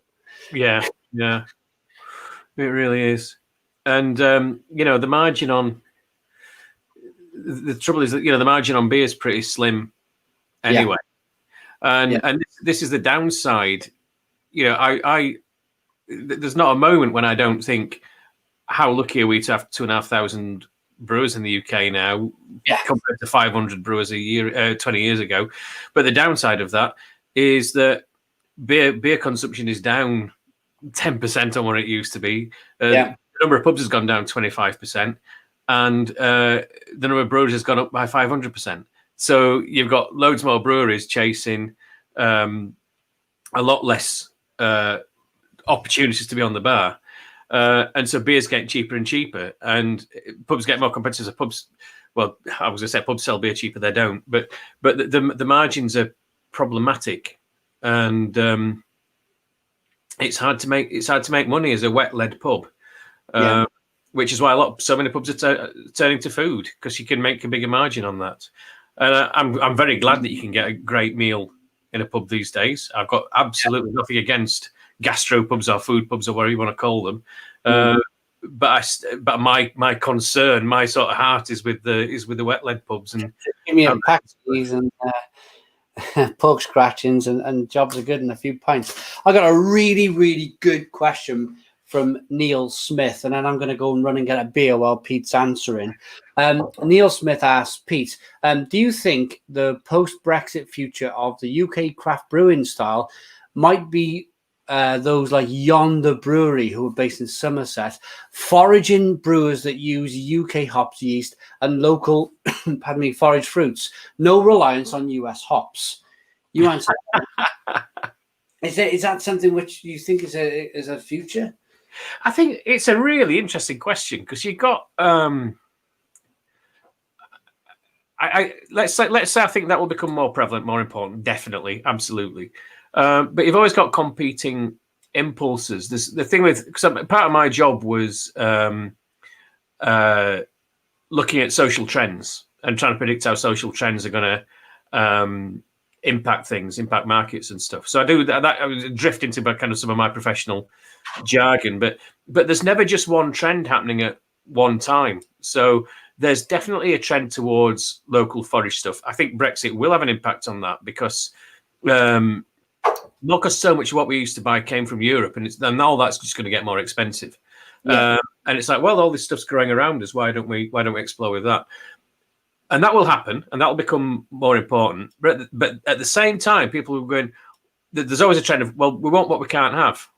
So some people will get even more ardently in love with American hops or other things that we used to get. And so the price of those will go up and they'll become more premium and more sought after. So everything kind of crosses over and gets confused. And it gets quite difficult to pull one strand out of. And every time I get accused of sitting on the fence with questions like this. It's not that I'm sitting on the fence. It's that it's hard to pull one trend out from all the rest. And answers to questions are very rarely yes or no. There's a lot of shades of grey rather than black and white. They produce a really good beer. I drank it yesterday called Modern Bitter. Have you had anything from Yonder? They sent me this full range, and I thought it was so fantastic that they were everything from a bit modern, which is kind of straight up proper English bitter, through to a carrot goes. Yeah, I didn't have to. I haven't tried that one yet, but I haven't plucked up courage to open that one yet. But I did like the modern bitter. It was a really good cross between traditional bitter, which we all kind of grew up with, and then New World hops. It was a fantastic kind of cross style, I thought. I applaud them for being that experimental, and I think with any brewery that's going to be that experimental and try so much that's different, you have to support them in that endeavor. And it's like, okay, this one is real, and I'm not saying this about Yonder because I haven't tasted them yet, but if this one's really foul, and horrible, and you have to pour it away, don't judge them. This one is really good. This one's really great. And so you don't, if you're being so experimental, you don't get to make the really brilliant stuff unless you're prepared to take the risk on making stuff that doesn't work. So I'm hoping they're all going to be great, but we'll see. Fingers crossed. I got a super chat. The Colonial. What are your favourite comfort beers? Comfort beers. Yeah, it's a funny one, isn't it? Yeah. Ooh. That's really interesting. What do I drink when I'm? That's when I go back to my Belgians. Yeah. You know, comfort is all about familiarity, and old friends that are prepared to kind of open their arms to you and stuff. And that's when I go. I suppose it's the same with anything, isn't it? Comfort beers they're not the beers you want to impress people with. They're not the beers that you want to kind of brag about having, but they're the beers that not guilty pleasure, because I don't believe in the idea of guilty pleasures, but they're the beers that So my favorite company was probably Chimay Blue, because a lot of people into Belgium is, oh no, that's not a good one anymore. That's not really. So I'm sorry, but if that's what you want on a cold winter's night when you come home from walking the dog and you piss wet through and it's dark and it's been raining for 5 days, nothing beats the Chimay Blue. Oh, and Joe Biden's Denture Sierra Nevada Pale Ale. Again, that's a beer that just seems to suit any occasion, any mood. It's always Sierra Nevada Pale Ale it may never be the most exciting beer you're going to have, but it's always the right beer for every occasion. Yeah, it's a big fan. One of the brews I'd love to go and see is Sierra Nevada in America. Yeah, I've never been. I had one about here we are, cash back. Is anyone else missing beer festivals? We got used to the pubs being closed, but I usually go to 3 or 5 a year and have missed it a lot and can't wait to be able to go again.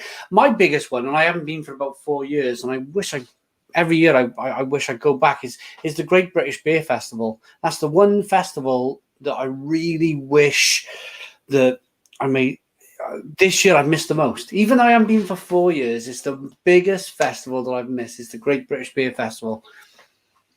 Is it a festival or are there festivals that you miss going visiting? I think festivals are, yeah. I mean, oh God, it's just a lot of my kind of promotional stuff. I enjoy doing events. Yeah, talking about this to a live audience where I can see people. And I do literally with where I'm lucky that I can do beer festivals, food festivals, and literary festivals, and I can kind of use the same stick. And music festivals. I can do a few music. I do the Green Man Festival in South Wales every year, or I used to. And in fact, that's where I get my biggest. I get 1,000 people in the tent for that one. Yeah. Sorry? Are you a musician? No, but I do the spoken word tent, doing a beer and music matching presentation, where they have a massive selection of Welsh real ales and ciders, and I get given the list in advance, and I pair Welsh beers and ciders with the bands that are playing at the Green Man Festival, and we do that gig at 12 o'clock on the Friday when most of the bands have still got to play, and people come along as it's their kind of kickstart to the festival. So I'm getting off the subject of beer festival. Festivals generally are the best part of my year, really, and I missed them all this year. The summer is. I was talking another beer. Yep. It was only over there. I was. I felt it in my waters, if you like. It was a strange feeling. I was doing. I was over at the Brewski Beer Festival over in Sweden in August, and it's just beginning to be autumn over there at the end of August in Sweden. And I remember the sun setting. We had not a cloud in the sky. And I remember all of the Swedish people saying, "This is unheard of. This is really unheard of. The weekend we've had has been amazing. There hasn't been a cloud in the sky."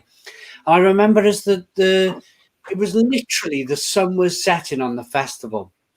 Everybody was beginning to pack up. The sun was going down. And I said in a beer review, I was reviewing a beer, and I said, this is probably it for the year.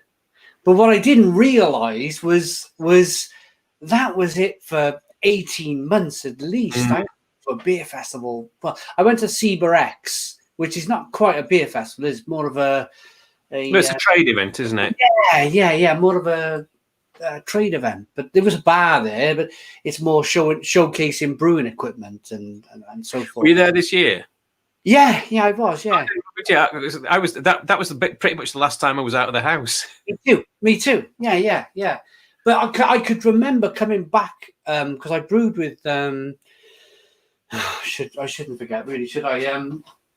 Glenn Afric. We brewed a Stone the Goes together, and I remember coming back on the train that night, and I felt it all closing in. I felt. That it was all over the news and please wash your hands and everything else, and it was strange. It was like touching poles on a to pick yourself up off the train to public toilets. Everything started to become really, really strange, and that was the last time for me really to go to a festival, and it was rather strange. I think you did it. Did you do a speech there that year? I did, yes. It was very much a trade focused speech, so I hope we don't need to talk about it here. But it was about how to do market research on the cheap. Fantastic. For me, another two subjects I want to touch on is I spoke to Fergus from Adnams last week on this. One of my favourite brewers. He's a great guy. He can drink as well. And he got a great bladder. I went back and forth about 5 times, unfortunately, that night, and he didn't go once.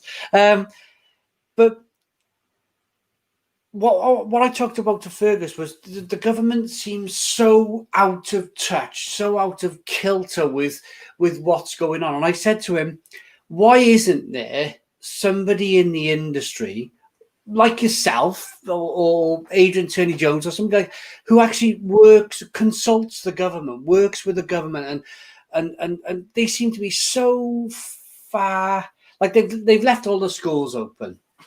My kids go to school every day. I take the youngest to school. She immediately runs in the yard, and they're all like little molecules. They're all running around, touching each other. Stop the kids. And I'm looking in the yard every single day, going, why are the pubs shut? Why is there no guidance? Why are they not consulting with the industry? Or why isn't there somebody who can bridge that gap between,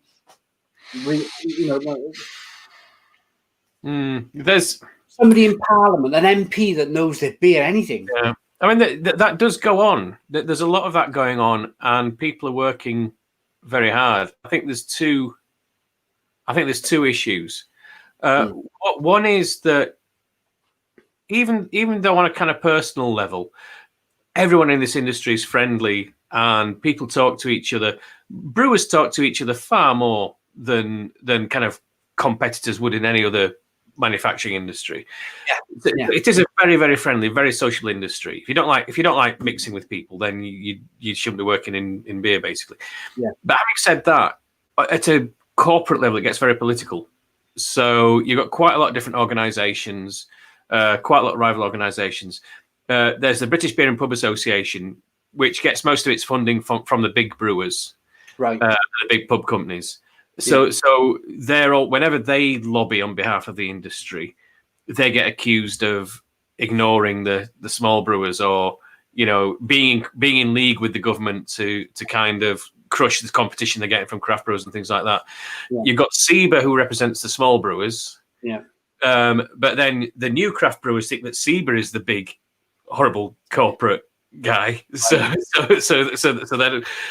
you got CAMRA, which is the consumer organization, and they're at least supposed to be, by their constitution, just championing real ale rather than anything else. And so you got all these different bodies. And I remember in March when everything went to crap and we got the lockdown, and everyone started saying it's really important that we work together and that the industry speaks with one voice and that everyone in beer speaks with one voice. Yeah. And the following week, there were 3 entirely separate campaigns launched about how we should speak with one voice. 3 campaigns, not just one. 3. Yeah. We're a rival to that campaign who says we should speak with one voice. Don't listen to them who say listen to us who say we should speak with one voice. And it's just like, oh, fuck's sake. So that's part of the problem. The other part of the problem is that we've got, at the risk of being political, we've got a government that's just fucking lazy. Personally, I happen to disagree with Tory policy. I happen to be quite hard left, but that's not the issue here. I could think of a lot of right-wing politicians who would be doing a good job right now. Even if I disagree with them politically, they'd be getting shit done and they'd be doing it properly. Yeah. And they're not in power at the moment. It's people who are lazy, half-assed, can't be bothered, selfish, all these contracts going to their mates without tender, all this kind of stuff.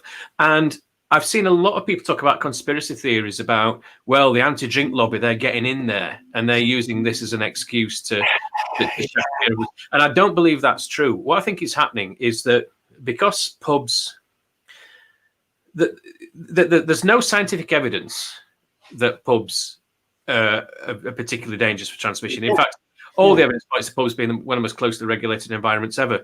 But if you talk to someone who doesn't go to pubs very often, and you say, well, you know what pubs are like? They're full of people getting pissed. I mean, as soon as they're pissed, there won't be social distancing. They'll be all hugging each other and slobbering over each other. It makes sense that pubs are going to be high transmission areas. In fact, that's not true. But if you don't know pubs and you don't go to them, it sounds really, really convincing. And so Boris Johnson can stand up and go, right, we're going to shut all the pubs. And people will go, oh, he's doing something. Look, he's closing pubs. That's good. Right. I see. It's just a way of looking. It's just a way of looking tough, a way of looking like you're doing something, when actually you're not. Because schools, that's a bit too hard. I don't want to think about that. Yeah. I think whenever I hear somebody talking about alcohol and ill health and that sort of thing, I put it down to then the excuse for taxation. We have one of the highest taxation rates in Europe for beer. And I think the reason why the Germans don't really talk about ill health in beer and the Czechs don't is because there's no reason to talk about it, because they don't need to justify the taxation. That's what I've thought with the whole situation. Is that something? Because you always see it, don't you? I get a lot of it on here where I've got some fantastic moderators on here that will just kind of cancel them out. We had a fantastic, I can't remember his name now. Some of them will Daniel Bale who's commenting.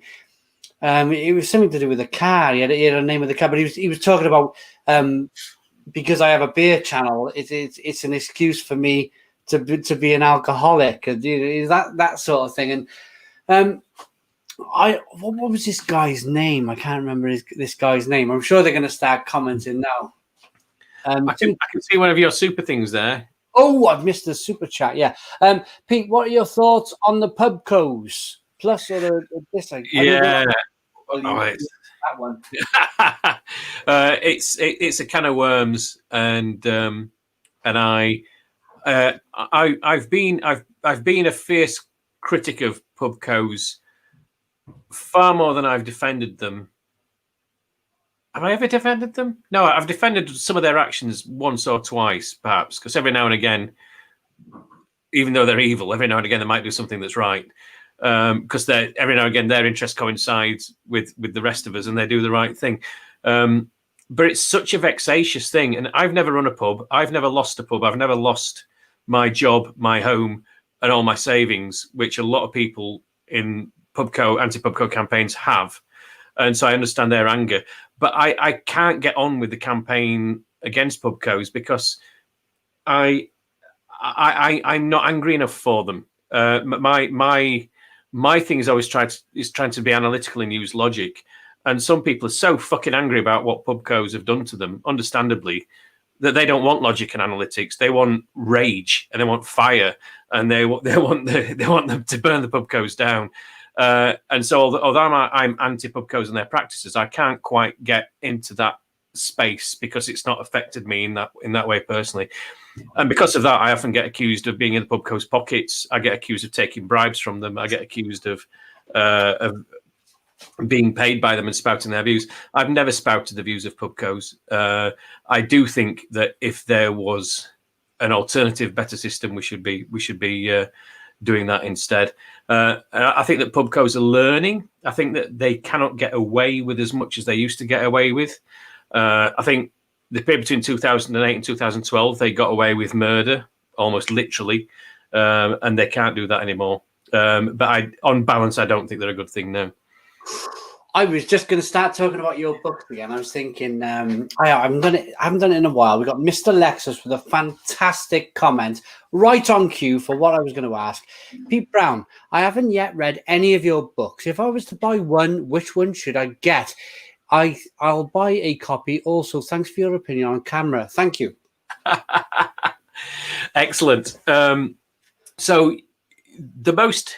I remember when I wrote my first 3 books and people would come up to me at a signing event and say, right, I'm only going to buy one of your books. Which one should I buy? And I'd point to them and go, that one's the most popular. That one's the funniest. That one's the best written. And they go, bastard. And no, but the one that is by far the most popular is my first one. It's massively out of date now. But Man Walks Into a Pub still sells really, really well. And it's kind of the overarching thing. It's the history of beer and pubs in the UK since the year dot until 2010, which is when I last updated it. And so that's one that people see. It's got the most reviews. It's got the most positive impact. So that'd be the one to get started with. But I have to say, I become a much better writer in the later books, and I now feel a little bit uncomfortable with how laddish Man Walks Into a Pub is. It's a little bit. I think by today's standards, I wouldn't have written it the same way if I was writing it now. But then again, you're a different person, aren't you? You're probably a different person now. So yeah. I mean, my reviewing style from 10 years ago is completely. I was like a wooden box. I can't imagine that. When I first started, I pressed record on I used to do it on my computer and press record, and it was like complete stage fright. And so. We're here to talk about beers by design. To all the new viewers who have tuned in, we have a lot of people who have tuned in, tune out. We've got 200 people watching still, which is absolutely fantastic. Pete, if you can give a quick reminder to the new viewers, and one quickly before Pete gets going, if you love Pete tonight, if you love listen to the conversation, then please click the link in the description box below. Order one of Pete's books. Beer by Design, hopefully. You can just click the link, go and buy it and enjoy it. Let me know in the comments, yes or no, if you've decided to buy a book. If you decided to buy a book, just put yes in the comments box below. I'm sure plenty of you have done it. So yeah, Pete, to talk about Beers by Design. Yeah, so the link in the box is this one, which is my new book published 2 weeks ago, published with camera. And the thing about this book, which I'm very proud of, is that it's a camera book and it's a clean, modern, stylish book that celebrates all beers, whoever brewed them and whatever format they're in. So it's I'm really proud to have moved forward with camera in that direction. It wasn't a condition of writing this book with them that I had to just say real ale branding is great and everything else is shit, which is where they would have been 10 years ago. So I'm really happy about that. And it celebrates good beer branding. It celebrates wonderful label art. The fact that beer cans have now replaced album covers as this kind of like source of wonderful visual art that's designed for a commercial purpose. And Ashley Hayward, graphic designer, perfect book for me. We talked to so many designers and people, and I did want to make a point earlier when you were asking about experience of lockdown, and we talked to a lot of brewers for this book, obviously, and I worked on it with my wife Liz, and she's got a design background. So sometime in May, I did a blog post saying I'm writing this book. If there's any brewers out there who got artwork that you want to have featured, then let me know. And I got about 20 responses. And then in late July, everybody was back at work and stuff. And I just did a tweet that said, last chance to get in my book about beer design and stuff. And we spent 3 days just going through the answers. We had hundreds and hundreds and hundreds of people getting back to us. And some of the stories were absolutely amazing. You might think that a fancy beer can is just some kind of slick marketing effort to try and sell dodgy beer. And a lot of the people, most of the people who wrote us, in there, we've got 220 different folders with different breweries artwork in. 220 breweries. We managed to feature about 145 of them, I think. And there's a story behind everything, and there's a lot of passion behind everything. And some of these labels, it's like, well, the reason it's like that is because of something that me and my wife did when we founded the brewery and all this kind of stuff.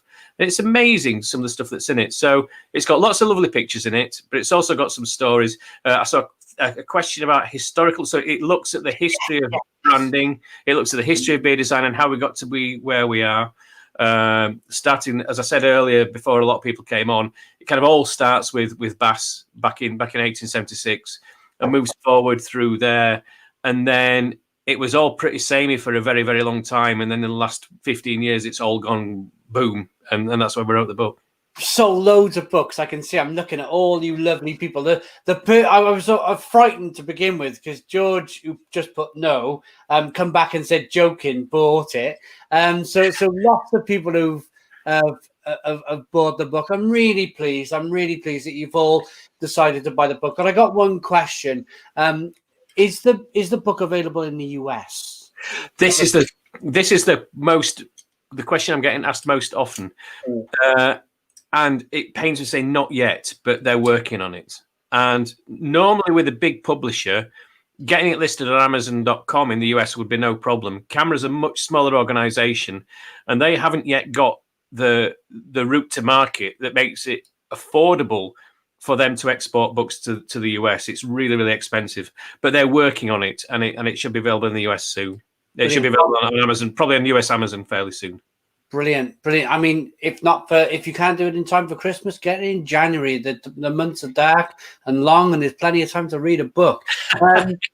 In the US, just picked up a copy of Miracle Brew by Rod's Pie. I can't read it this time of night. I've had too much beer. Ashley, order done. Lots of people who have ordered that. I'm really pleased. So hit the link down below, order a copy of Beer by Design or any one of the other books, the book, the Pete. Yeah, about could there be a chance to pull designs together for an art of the can exhibition to complement it? I would love to do that once we're allowed to go back out again. There's there's a thing with a book like this where one of the last decisions that gets made is what are you going to put on the inside front cover and the inside back cover. Right. And I think we're about 3 days away from having to sign it off and send the files to the printers. And the designer we're working on, a guy called Dale Tomlinson, who designs a lot of cameras books, came up with this idea. And he just said, I've just taken abstract images from a lot of the beers we've looked at and put them inside front and back. So that's the inside. I can't get used to this. So that's the inside front. Yeah, lovely. And similar but different designs on the inside back. I mean, this is all from beer cans. Is it really? Wow. This stuff deserves to be in an exhibition. And I was at the Nottingham Craft Beer Week a couple of years ago, and they actually did do an exhibition of art from the designers who did Black Iris and Magic Rock, and just had big blow-ups of their original designs before you get all the beer paraphernalia put onto it, framed in sort of big things like this. And it was fantastic. So this, although the book's published, in some ways, that's just the start of the project. We started a blog, beerbydesign.co.uk. We want to interview designers. We do want events. We want to carry on the conversation about it, because it's a really just fun part of the whole beer experience, really. I got a really lovely comment by Demir91 saying, "This is a fantastic stream. You're a legend for setting this up for us all to enjoy." It's what we do. We try our best to as I say, I always say this: the virtual pub hopefully will one day be virtual, and it one day disappears, and we can we can go and visit the pub again, the proper pubs. But Hazy Hayes has ordered a book, Beer by Design. Ordered. Thank you, Pete. Top chat tonight, guys. Thank you very much. So lots of people have ordered the book. I'm really pleased. Me too. No, I am. I am genuinely. My dog won't starve on Christmas Day now. Brilliant. Yeah. So I went up to York on the weekend. I want to talk about this because my first time to York, my wife studied and had a thing in history. She went to Open University after our children were born. It's on the wall. 1 second. It's a Open University, a diploma in a degree in history or whatever. Yeah. What are they called? She'll kill me if she hears me. Not remember. So when she was eating her tea, Pete, we were talking about history, and she was just nodding her head, going, "Yeah." About the you were talking about craft back then. Your first, which we'll come back to, of course. The fact that people were passionate about the crafts that they did at the time. She was sitting there nodding her head and smiling, so she was happy with the conversation. But I went up to York on the weekend with Mel, and we went to a beautiful place called the Market Cat. Have you been up to York recently, or maybe not recently, but a couple of years ago? About 5 years ago, when I was doing my pubs book, but I don't think I went in that one. It was a Thornbridge pub called the Market. It was just off the Shambles, the Shambles place, and fantastic place. But another brewery I wanted to talk about back in 2010. Relatively small brewery that have done fantastically well in brewing fantastic beer, selling the Jaipur everywhere, more or less, and then being able to. I spoke to a brewery and they said it's one of those breweries, Thornbridge, where they can sell it for £1.50 in Asda, or they can sell it for £5 in their bar. It's one of those beers which is just terrific. You can choose to pay a premium for it and enjoy it in the middle of York, or pop to Asda and pick one up. I had a fantastic time in York. So Hazy Hayes, £5 super chat. Thank you, Pete. Great stream tonight. Really enjoyed it. Please stop by the Stone Crow again. Stone the Crows. Pete is always welcome at the Stone Crow. Yeah, absolutely. Always welcome. The size it's gone, and it's a conversation which I was going to talk to Pete about privately, but let's talk about it in public. Why not? it's become rather large. It's become rather big, and it's probably outgrowing me in terms of being able to do this whole thing on my own. If there's any, professionals out there, I'd love a bit of help with carrying on growing this platform. If camera or some of the other the organizations out there would like to help, it'd be fantastic. I'd take their help on all day long.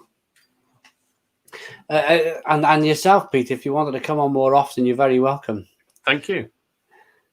I'm going to go and get another beer. Maybe I am quite, but I'm going to carry on there.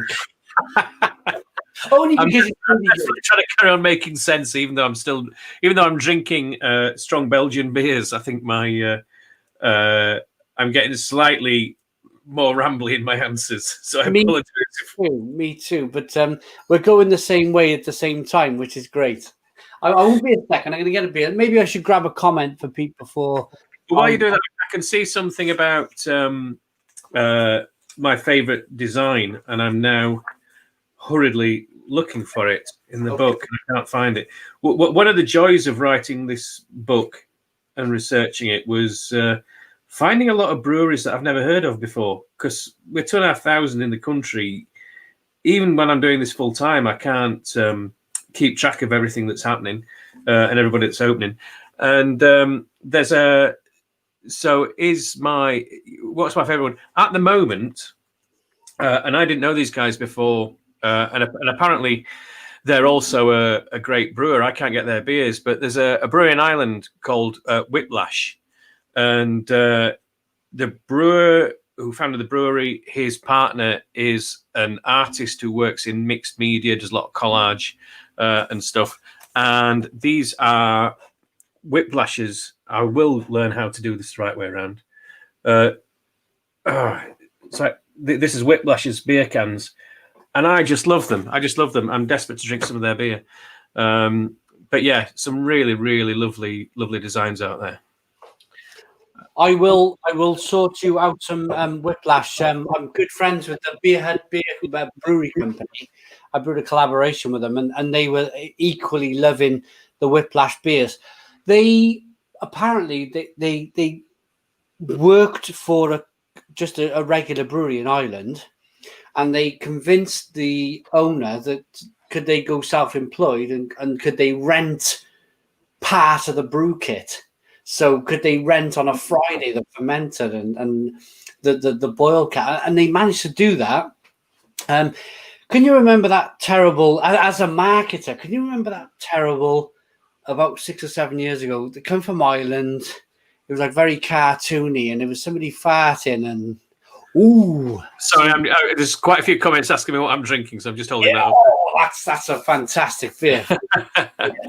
McGargles. Can you remember McGargles as a marketing disaster? No, but I think I don't know that one, but I think I've probably seen several that are in exactly the same story as what you're about to say. Yeah. The other one was the pink. Remember the pink beer? The Sharks, Molson Coors, pink. So many pink beer for ladies. Can you remember that?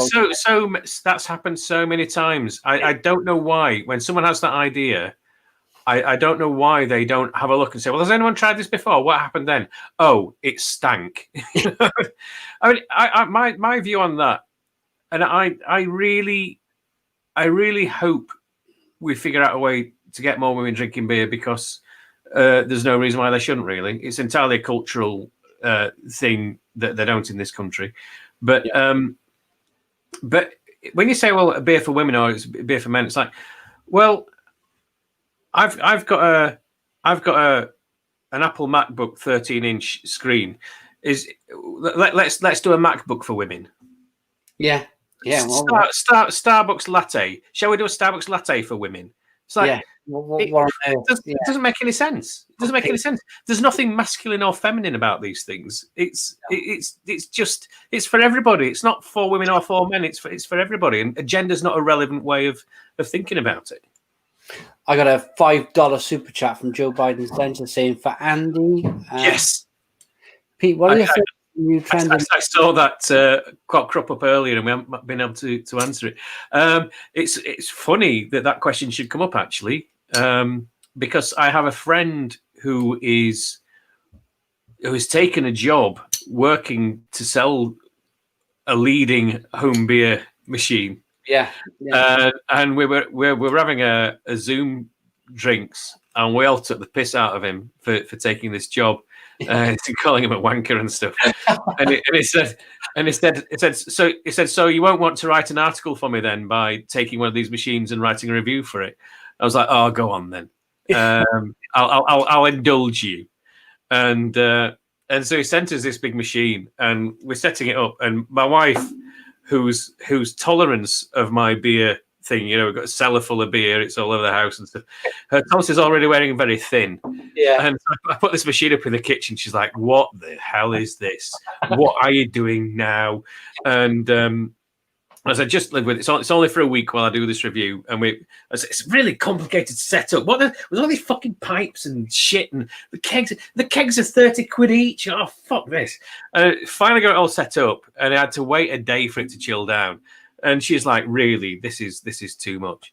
And then it was finally ready. Poured the first beer off, and she's like, "Oh, this is nice, isn't it?" Oh, right, okay. And then it's like. And then she's like, "Oh, do you know? I've just had a little. You can just like pour yourself as much as you want. That's really nice." And I was like, "Yeah, I had to write a review of one of the beers this morning, and it was only 9 a.m, so I just poured myself that much. And I didn't have to open a can or a bottle, so it was really nice. I could just do that." And we've now spent about 300 quid on replacement kegs for this thing that this fucker got into my house by stealth. It paid me about 200 quid for the article. And I've paid that. I've given him that and more now in by the bit. So we're totally hooked on it. I think it's fantastic. Is it the one, not to name any names, but is it the one where you return the kegs and they give you a $5 for the keg? That one. Yeah, that one. I'm drinking a beer from that one. They now do a stout on it. I've been drinking it all night. Oh, fantastic. Is that a bit too cold? Oh, no, it's just the glare, isn't it? It's got quite a healthy head on it, hasn't it? Yeah, it's the Magic Rock Dark Art Stout on the. I've been running out to my bar, filling up all night on this thing. But I find you've got to be really careful with the. You can go easily wrong with the head, can you? You can get a massive head. Yeah. Some of the glasses. Which again leads me back. It's been a really long question, and it's been a question in parts all night. Is that the return of the pub? How can the pub and technology integrate with one another to be able to survive? And I think I might have a little bit of an answer. I'd love to know your thoughts on this. Yes, people are doing a lot of home drinking. The big companies are now bringing up machines where they bring you can pour the beer at home, which is devastating again for our industry, really.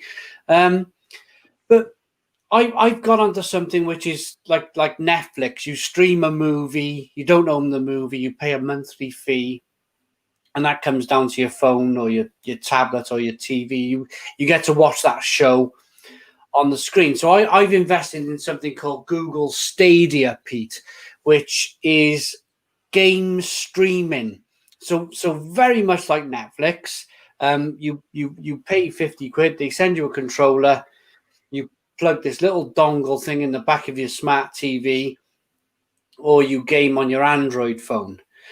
Now, my hope is that maybe the pubs can come together on this and go where they do these tournaments, I'm 40 odd myself now, and I'm starting to lose track of everything, but they do these tournaments where they all play together and they all earn £1 million, whoever wins the game. These days they call it esports, something like that, esports. So game streaming, the pub doesn't need to have all these fancy consoles in the pub. You very much stream like you would play a game, watch a movie on Netflix. Very, very similar thing. Can the pubs adapt to this very quickly, where they invite a load of people in, they charge them £5 a ticket, you get a couple of beers, and you get a game on the Google Stadia, which is a very, very new service. It's been out a year. Rather than, I'm going to go back to it again. I'm going to go back to it briefly. The pubs are so important for me. I've talked my father through divorce in the pubs. I've lost amazing jobs in the pub where I thought I had the job forever. I had job security. I needed somebody to talk to. I didn't want to talk in my living room with this situation in front of my wife and whatnot. The pub is so important for these, just to have a beer and just to let off a load of steam. Can the pub adapt to that to survive? It's adapted to an awful lot over the last 1,000 years. You know, it's it always has adapted. And when a man walks into a pub, I think one of my closing lines was like, the pub reflects society, and when society changes, the pub has to reflect it too. And when I first wrote it, there were a lot of people at that time criticizing theme pubs. You know, pubs that look like a Club Tropicana or pubs that look like a spaceship or whatever else. And I wrote something. I mean, it's all changed again now, but back then I wrote something like, if pubs now are a bit more flashy and image conscious and louder, that's because people are too. Exactly. Yeah. And then when craft came along, people kind of reacted against that and went, I want to kind of get back in touch with what's real, with what's authentic. I want to get rootsier and more local. And suddenly a lot of pubs started looking like that again. And those were the pubs that did really well. Yeah. So I think the pub will always continue. I think where pubs have been slow is slow in reacting to people's changing needs. And I keeping one eye on the comments. I've seen a little while ago about alcohol and drinking and that kind of stuff. And there are parts in the middle of London where sometimes back in the olden days, before this year, where I might have a couple of meetings in the centre of London, and one finishes and I've got an hour before the next one starts, and I've got my laptop with me, so it's like, right, I need to find someone to sit down and do some emailing, and I'll go to 3 coffee shops and there isn't a seat in any of them because it's 3 o'clock in the afternoon, and so I'll go to a pub, but I don't want to drink, and so I go to the pub, and it's like, have you got any coffee? Like, we don't serve coffee, we're a pub. And I'm like, right, well, what soft drinks do you have? Well, J2O, Coke, or a lime and soda that's going to cost you £3, even though it costs us 5 pence. Yeah.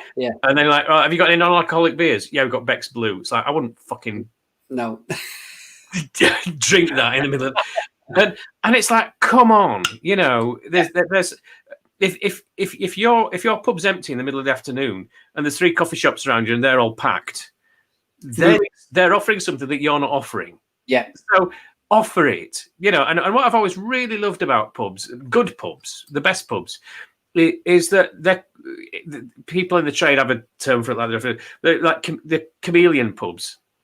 Yeah. And as I get older, my perfect time in a pub is between 4 and 7. Yeah. You know, if we go to our local pub, finish work early, we'll go to about 4 o'clock. And because we've got old ears and pubs are very echoey these days, once it starts getting really packed and busy, we're back home and cooking dinner. Then there's a crowd in from sort of 7 till 9 or 10. And if it's a Saturday, after 10, the DJ then starts. Yeah. And you can't hear yourself speak. And so that pub is serving 3 different demographics, 3 different groups of people all through the day. And if a pub can work out how to do that, where it's got something for everybody at different times on different days and that kind of stuff, great, because everyone loves the pub, but they love it for different reasons.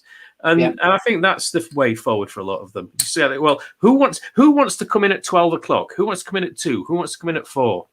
And just change your offering through the day. Yeah, adapt. Yeah, I got one from Big Kev. Says paying £4 for poor quality beer, watching football on a small screen cannot survive. Supermarket prices and the home TV football experience is winning, unfortunately. That's that whole kind of flat screen TV in your house. Going back, if the telly in the pub is not as good as the telly you've got at home. Yeah, how can on a again, unfortunately, it's a political note.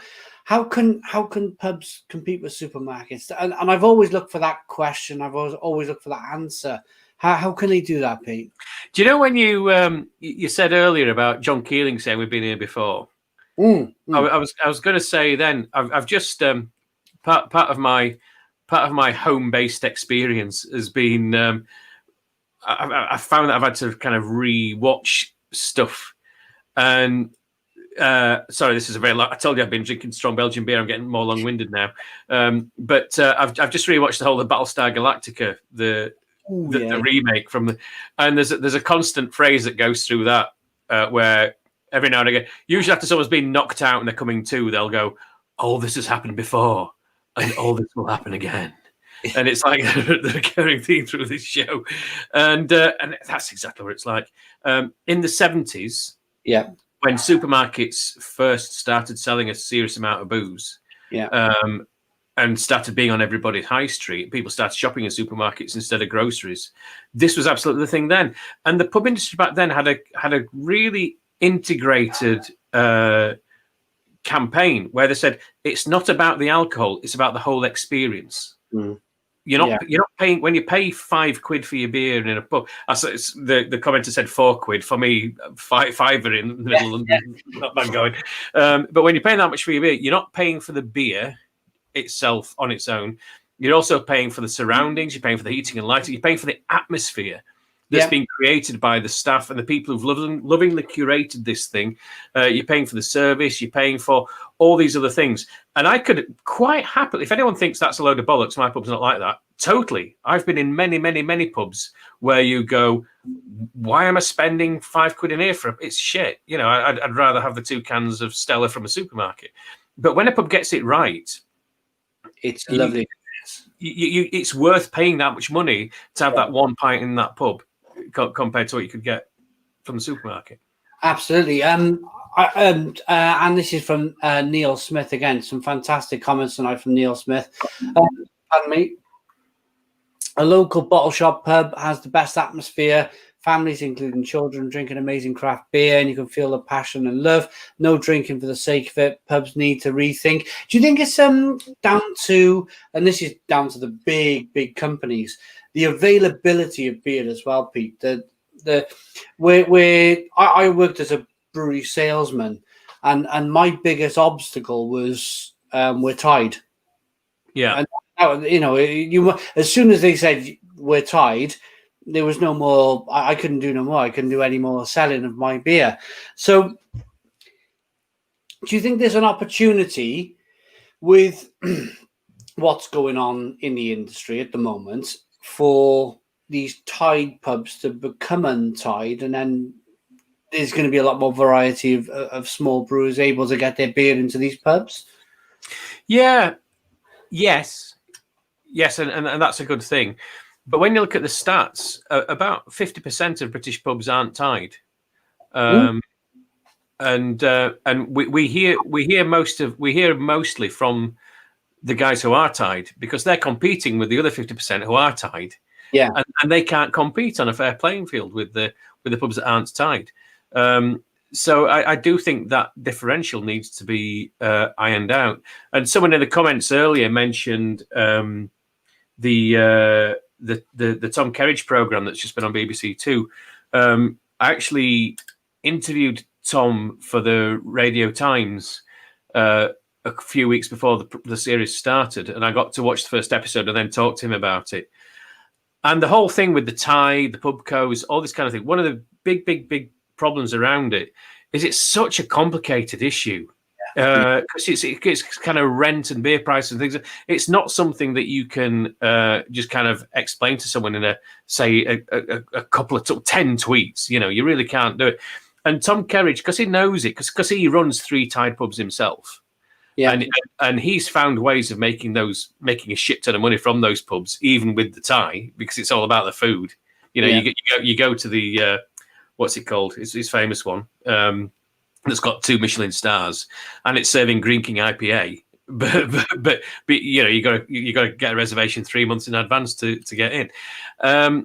And Tom Kerridge deals with the Thai better than anyone I've ever seen. He's fantastic. He explains it in such simple terms and shows these examples.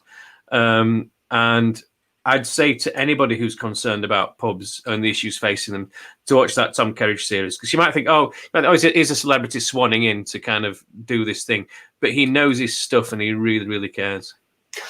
I've got a fantastic. You've just jogged my memory with Green King IPA.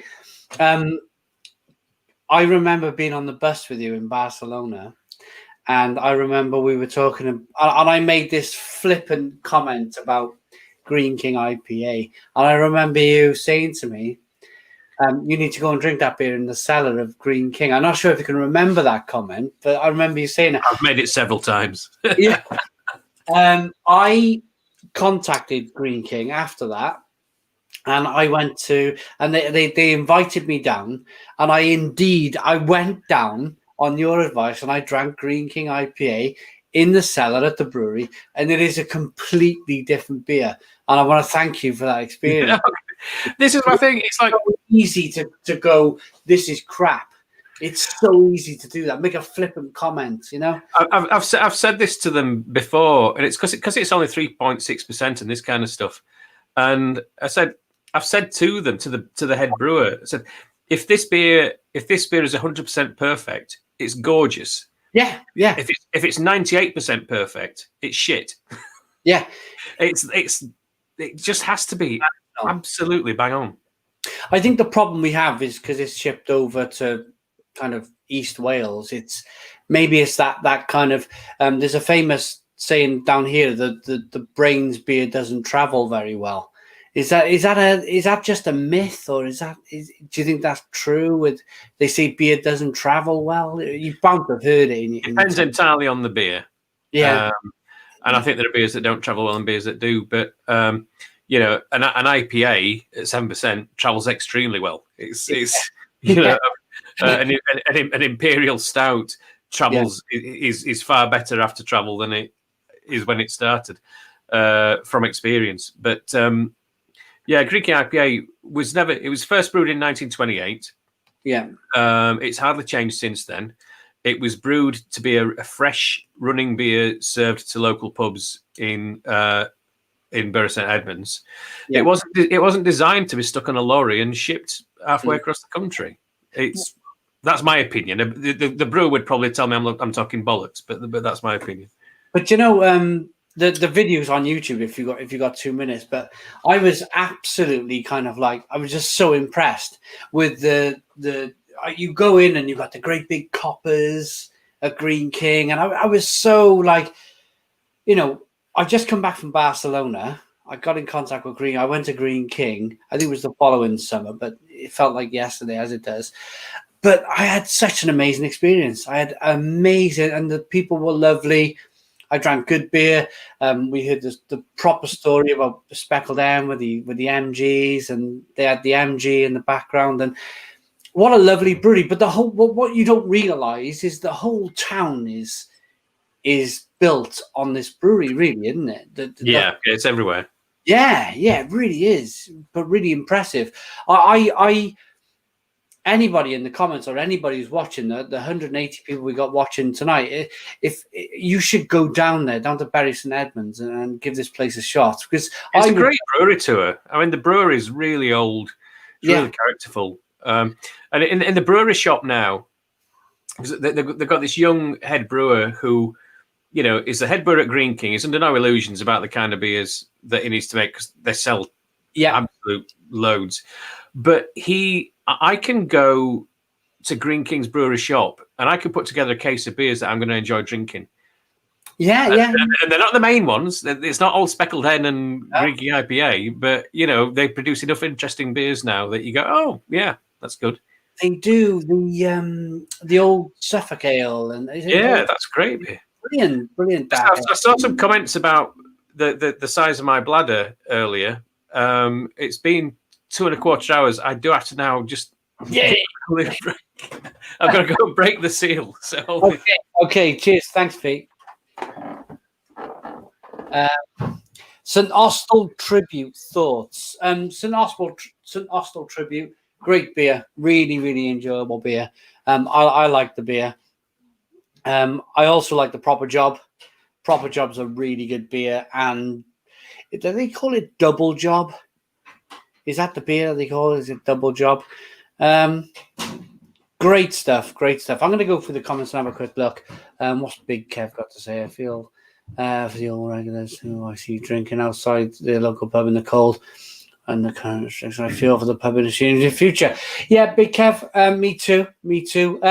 So can we do 200 likes? Come on, we got 185 people watching. Can we get it back over 200 people tuned in? Can we do 200-ish, maybe 220 likes? Is that a big enough? Is that too much to ask? Hit the like button down below.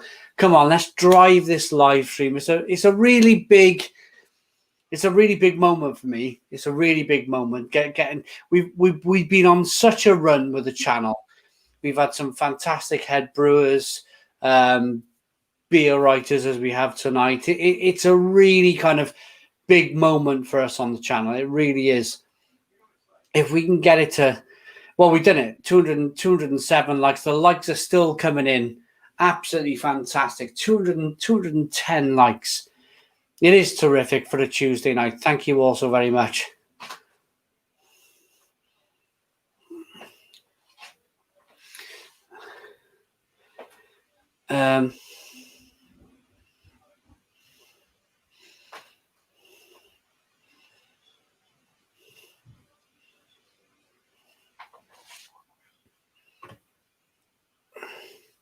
Great stream, Si. Can I get your thoughts on microbreweries? James Hickey. Microbreweries in these times. It's hard. I think a lot of what I've Simon Wood. Simon Wood is joining us. Hello, Simon Wood. How are you doing? Second attempt to join the stream. 6 minutes of ads. Geez, the ad troll knows the inflation. Simon Wood, thank you very much for joining, Simon Wood. We've got one for us that we can talk about. We got the Christmas party on Friday, the Stone Crow Christmas party, Friday night, 7 p.m. Bit of a big party going on. It should be really, really, really good fun. The Noodle Man is here, says Simon Wood. Yep, Brains. I've heard Sparta beers. Yep, Brains are up for sale.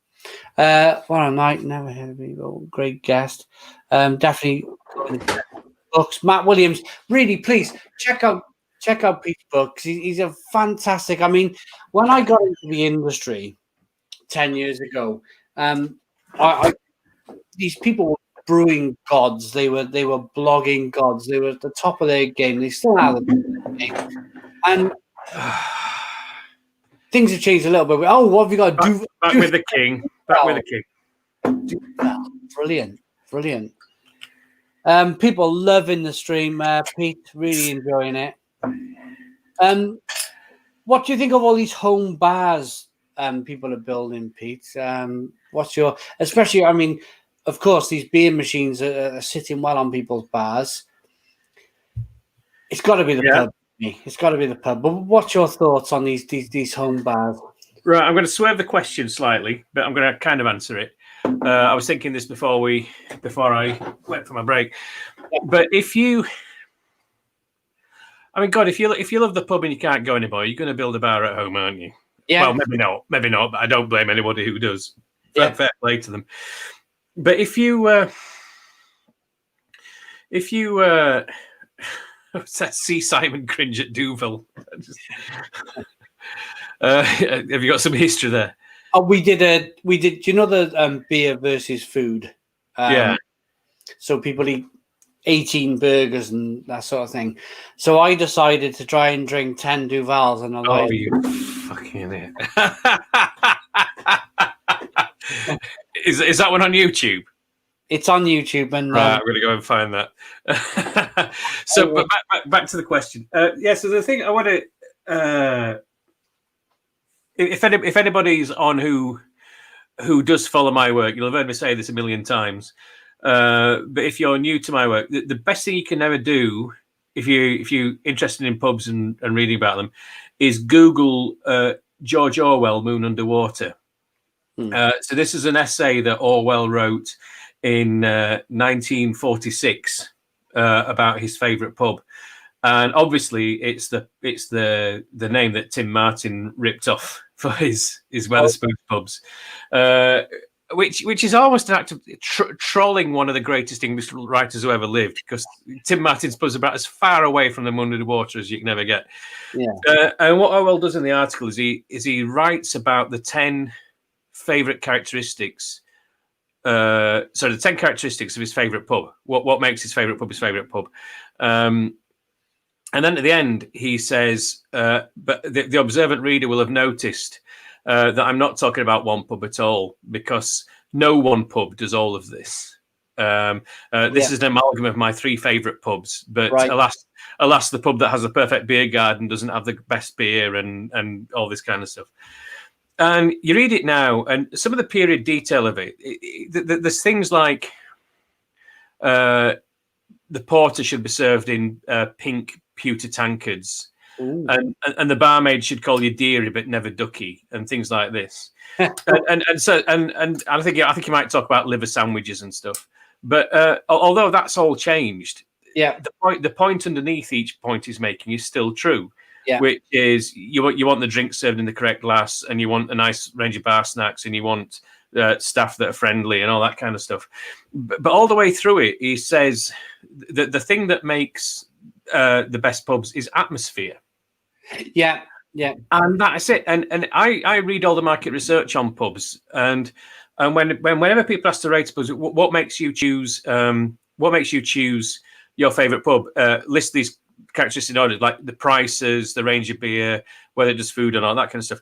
Atmosphere always comes top. And although your home bar is hopefully brilliant, you're never going to recreate a pub atmosphere. And it's the atmosphere that we pay our price premium for. Yes. And that's why I will still always go to pubs. It's an atmosphere I can't create in my own home. Yeah, I put all the bottles on the back, all the signs. I've got a big telly. It's not the same. It's not the same. It's the place, especially in the winter, is gathering dust. We'll use it in the summer for the Stone Crow, but it's not a real pub. I love the pub. I'm a bit old school like that, but I mean, even saying old school, it's not. It doesn't feel right saying I'm old school because I like the pub, does it? It's kind of like, no, you get new generations coming through all the time who feel the same about it. So we've got one of your, I forgot the super things again. Super chat, Lord's Brewing Company. Pete, do you have any thoughts on the beer small breweries relief that has been championed by regional breweries to be more in their favour? I don't quite understand that question. Sorry, John, at Lord's. It is this is one of those just horrible things that makes me feel sick when I have to think about it, because so this is, Gordon Brown in 2002 introduced beer duty relief, and you can trace the growth of breweries in the UK back to when he did that. If I could claim duty back, if I'm bring less than 5,000 barrels or whatever, that made it, all those economies of scale that I was talking about with the Victorian brewers. This helped small brewers compete again, and now we've got some medium-sized breweries saying my enemy is not the big guys who control 80% of the market, it's the small guys who are nibbling at my margins from below. And it's classic fucking corporate tactics. It's horrible because it just sets the regional breweries who are now trying to reform small beer duty have got far more in common with the microbreweries than they have with the big breweries. But now we've got civil war. We've got the regional breweries fighting the small breweries, and the big breweries are just going, great, this is fantastic. We don't have to worry about either of them anymore. And it just breaks my heart. It absolutely breaks my heart. And I think there should always be. I think the current system is imperfect. I think the cutoff points are too blunt. So if I'm brewing 9,999 barrels, and then I go up to brewing 10,000 barrels, I'm about $5,000 a year worse off. Right. You know, so I think that doesn't make sense. So I think it should be reformed, but not in the way that's being suggested by the bigger regionals. We got the Mark from another fellow channel, the Beer Hooligans, tuned in tonight, and Mark is a massive fan of Belgian beers, and Pete is drinking a Duvel. Mark joined me with the man versus beer challenge. We did a live thing on StreamYard. Amazingly, Mark drank 10 Duvals, then he opened a Westmalle triple, and then he opened some other crazy quadruple, just unbelievable. So Mark did the 10 beers and some, and I after the 7th Duvel. I think people were saying because I have the sink in front of me here, I was hanging onto the sink by my fingernails after beer 7. But I tried. I missed the super chat from Lord. No, we got it. We answered the Lord super chat. So hello, Mark. How are you doing? Thanks for joining us. It's not the same. I'm a musician and I've done virtual gigs, but it's just not the same. But grateful for a chance to do something, and that's exactly how we put it here since March. This will never be the pub. We've never wanted it to be the pub. We've never wanted it to replace the pub. But it's something to do whilst we're all kicking our heels, waiting for things to go back to normal. And some of the great comments we've had on here from people they've not been able to leave their house for 8 or 9 months, and we get comments like, thanks for just being there. Thanks for doing this just so we can have a beer together, where they can order the beer from Tesco and they can have a little drink with us. And that's the reason why we've carried on, Pete. But yes, I want to get back to the pub. I really do. I hope I had a I was going to say a dinner party conversation, but I haven't had a dinner party for over a year. But something that I'm asking people, God, start doing this when we're still in the first, you know what, before things start getting easier again in the summer. But so 3 questions. What have you missed the most while we've been like this? I'm going to forget the 3rd question. What have you missed the most? I forgot the 3rd question. The 2nd question. I forgot the 2nd question. The 3rd question is, what new thing have you started doing this year that you will carry on doing once everything's back to normal? And I think it's really interesting because you can go, well, obviously I've missed the pub. What I've missed more than anything else is traveling to Brussels, which I used to do a couple of times a year. But even when I can go back to the pub, which I'm desperate to do, and I will do so much as soon as we can, I will still carry on doing events like this online, on here and on Zoom, because it opens up a new thing. And like my best mate still lives in Barnsley. Lives 200 miles away from me. I used to see him a couple of times a year. Yeah, we're now doing this every 2 weeks. That's so brilliant. Virtually, I've seen more of him this year than I have for the last 10 years. We've got a thing where we order a case of beer from an independent bottle shop. Oh. We both order the same case of beer from the same bottle shop. Yeah. And then if we have a chat on Friday afternoon, say, right then, which beer shall I put in the fridge for tonight? And so we sit here on a screen like this. We go, right then, which beer shall we get out next?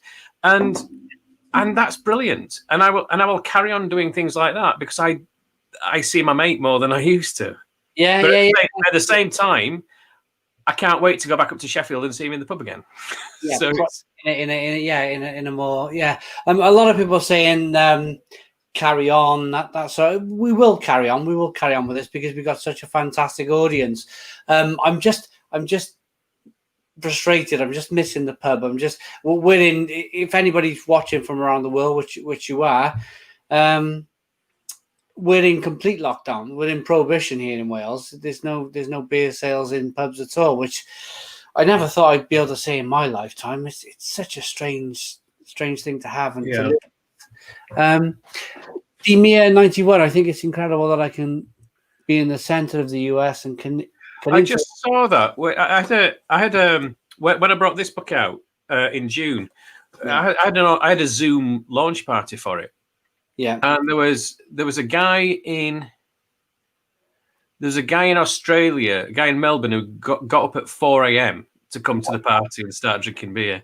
And there was a guy in California at 8 a.m., I think 9 a.m., who was starting drinking early. And about 80% of my people were in the UK, but like but like Duvel is just so fucking fizzy. But like this, it was just like I've got people from around the world on one screen in one place talking in real time without a delay. Yeah.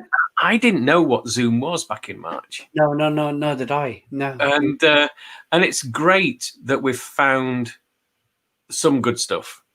It doesn't replace the pub, and it will never replace the pub, but it's nice to have it as an addition to the pub. So I hold on to that. Yeah, totally. I reckon you would make a fantastic, and I think we spoke about this in Barcelona. I think you'd make a fantastic YouTuber, Pete. A lot of people are saying how great you are on screen, how great the live stream is tonight. Would in the future, after the Zooms and after the lockdown, will there ever be a Pete Brown YouTube channel? I don't know.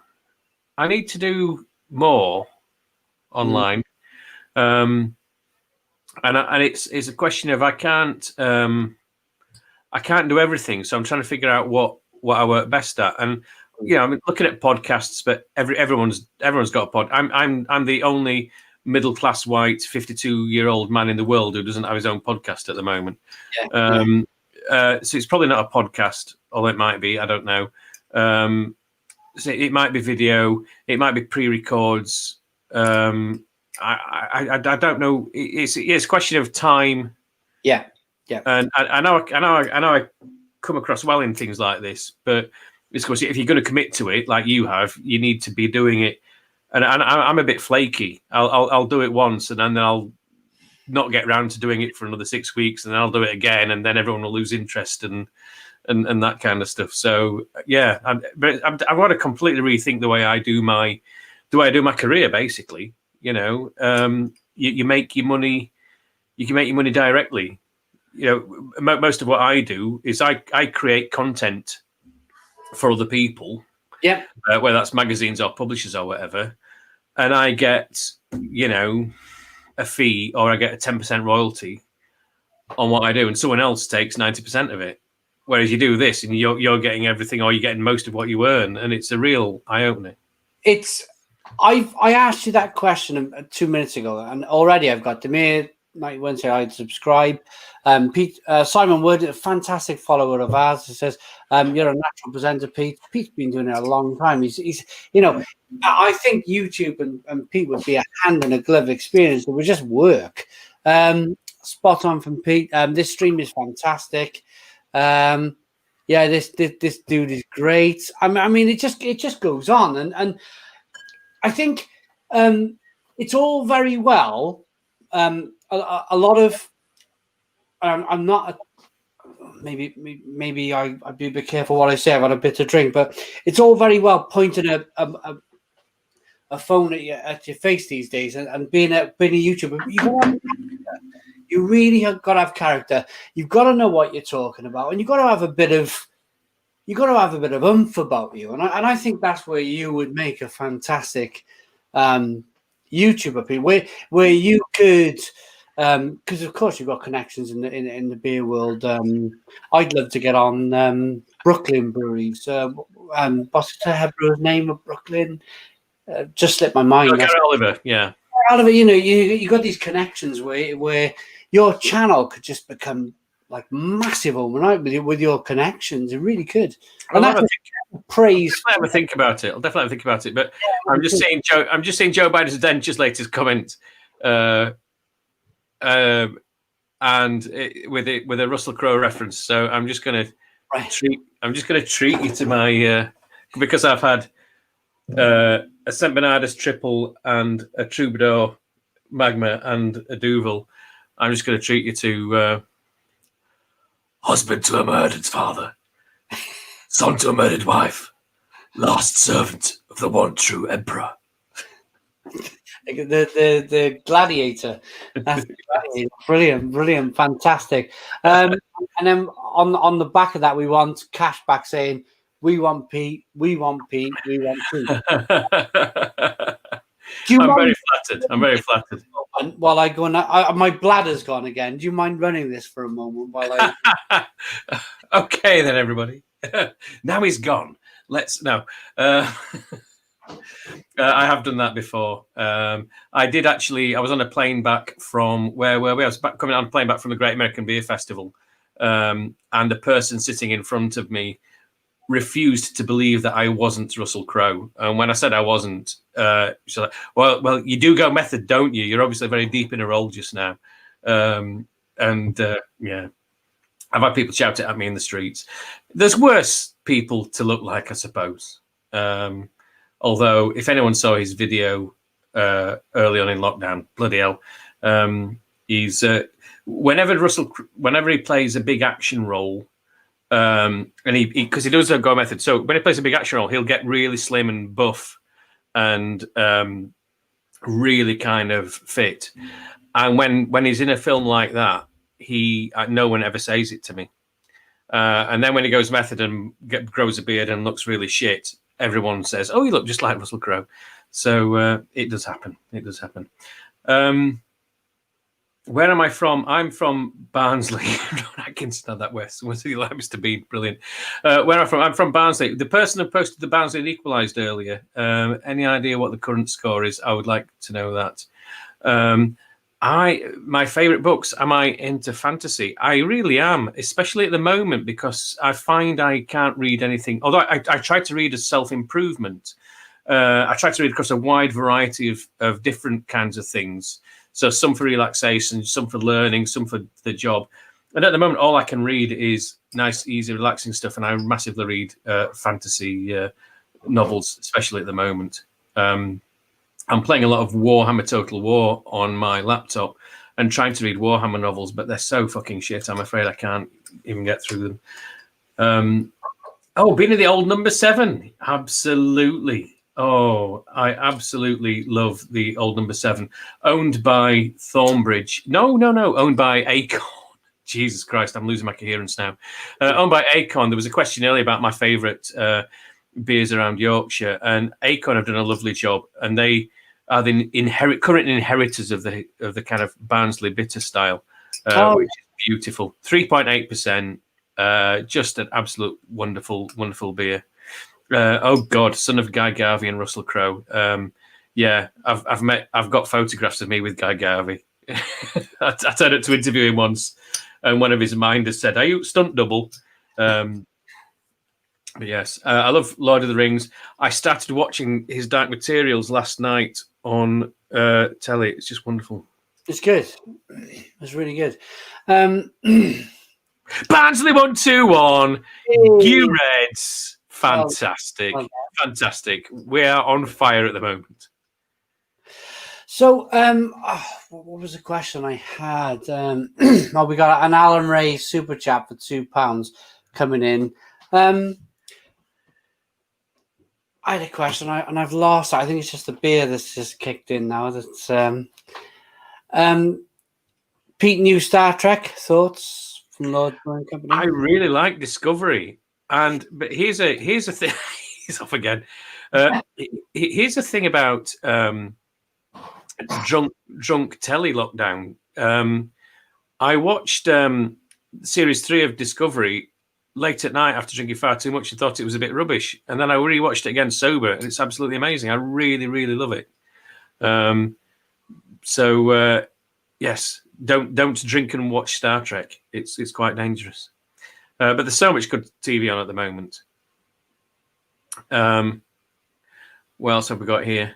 Yes, there is a new Lord of the Rings based TV series in production, or there was last year. Now, Sister's husband is a Barnsley fan and from Barnsley. Well, you kind of have to be from Barnsley if you want to be a Barnsley fan. And someone has to come from Barnsley, yes. Of course, I like Star Wars. Yeah. Picard I couldn't get into because I didn't watch much of Next Generation, and I felt that I needed to kind of know much more about the Borg before I could get the most out of the series. We're getting quite far away from beer and pubs here. The first bitter I ever drank, Eric, the first bitter I ever drank, I remember it very well. It was Tetley's. Used to be a rite of passage for me. I went to university in Scotland, and I had to change my train at Leeds, and there was a pub in Leeds station. And when I was going up to Scotland, I had to have a pint of Tetley's when I left Yorkshire. And when I came back home, I had to have a pint of Tetley's at the station pub before I went home. It was just like a gateway in and out of Yorkshire. Thank you very much for the. Simon, do you want to host your? You're doing. Shall I let you back in? Absolute natural. I think Johnny Garrett over there, he's got big problems coming his way. only joking. So we got the 30 Swedish krona. The first ever beer you drink. So I'm going to give you a confession, Pete. I'm a massive Fred Dibner fan. I love Fred Dibner stuff. Yeah, massive fan. I'm catching it all on YouTube now, all the old series. Fred Dibner stopped off on multiple occasions in his steam engine, and he would have a pint of Tetley's. And this pint of Tetley's is completely different from just by looking at it. It looks more like this than yes. Yeah, great lacing on the glass, great head. It was more of a mild, wasn't it? What I can see on the camera. Well, it just used to be dark, though. That's the thing. Yeah. It wasn't quite that dark, maybe, but I made an arse of myself because Tetley's is now brewed by Marston's. Yeah. And there's a great pub in Leeds called the Scarborough Taps, just by the station, and they're renowned as serving the best pint of Tetley's. And I was Marston's were actually taking me to the cricket at Headingley. Yeah. And we met up in the Scarborough Taps, and it was the first time I'd had a pint of Tetley's for a very long time. And they brought back the Tetley's. I went, no, I had a pint of Tetley's. And they went, yeah, this is what it is. I said, no, that's not a pint of Tetley's. Just by looking at it.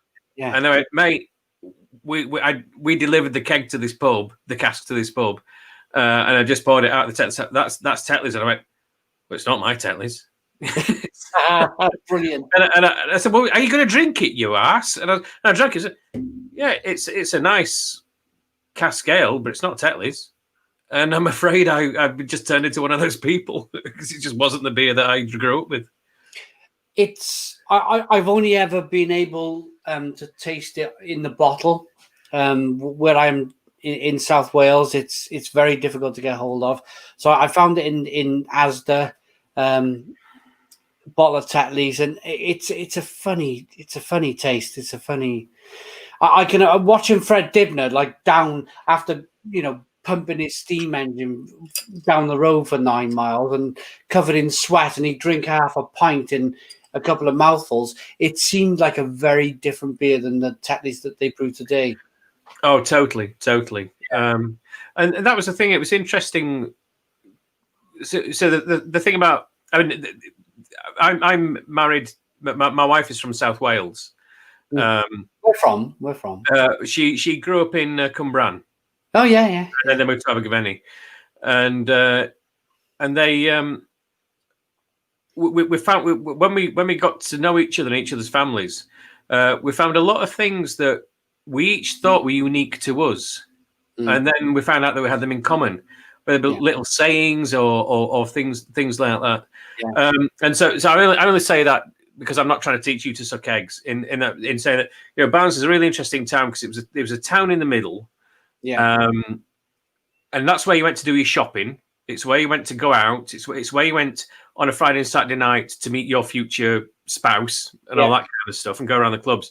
But no one actually lived in the middle of Barnsley. Everyone lived in villages outside. That would be kind of 10-15 minute bus journey in, and every one of those villages was based around a colliery, and so each village was there because the pit was there, and most of the men in the village worked down the pit, and then the shops were there for everybody who lived in that community, and that's how it worked. And so when the pits closed, a lot of these places lost their reason for being. But those people drank Tetley's because you came up from a shift in the pit, and you wanted to rehydrate, and you wanted to social. There's a very strong bond among miners. This was a very dangerous job. It would also most likely kill you from emphysema in your mid 50s, and there was a very strong bond there. And when I was growing up, the idea of drinking was that you could go to a pub, drink 10 pints, and then walk home in a straight line. And it was you're a proper man when you can take your ale. Yeah. It's not about getting wankered. It's not about getting silly. If you got silly, you were a bit embarrassing. Yeah. And the idea was that a real, these are all outmoded concepts, by the way. I'm not subscribing to them anymore. But the idea is a real man is someone who can drink his beer, drink a lot of beer, and then not be pissed at the end of it. And Tetley's was really part of that. It was part of the kind of whole mold of being a working miner. And John Smith's was similar. And for the international viewers, just so we can just finish off, just to tie the loose ends. As far as I know, was it Tetley's that were based in Leeds? Yeah. Right. Okay. So Tetley's was a massive brewery in Leeds. I can't quite have. I don't know the story after that. I know they closed down. There was a massive controversy. But they sold to Carlsberg. What happened? Oh, right. Oh, right. Okay. The thing is, so Tetley's became part of Allied Domecq. Right. So in the way that all the mergers and acquisitions happened from the 60s through to the 90s, so Tetley's was acquired by Allied Domecq, and they became one of the big six breweries. And when in the 1989 the beer orders was when breweries had to sell off all the pubs, and that's where we got the pub coast from. Okay. And all the big breweries kind of decided to kind of get rid of the breweries rather than get rid of the pubs, because the pubs is where the money was. And so Tetley's got sold to Carlsberg, and they kept the brewery going in Leeds for a bit. Yeah. And then eventually they decided to close it. And by the time they decided to close it, most Tetley's that was sold was the smooth flow version. Yeah. And it's about 10 years ago when they announced that they were finally closing the Leeds brewery, me and I got pissed at a beer festival and started talking to a brewer called Steve Wilkinson, who was also from Yorkshire, and he's worked all around the world setting up breweries and stuff like that. He used to be in charge of Guinness in Nigeria for ages.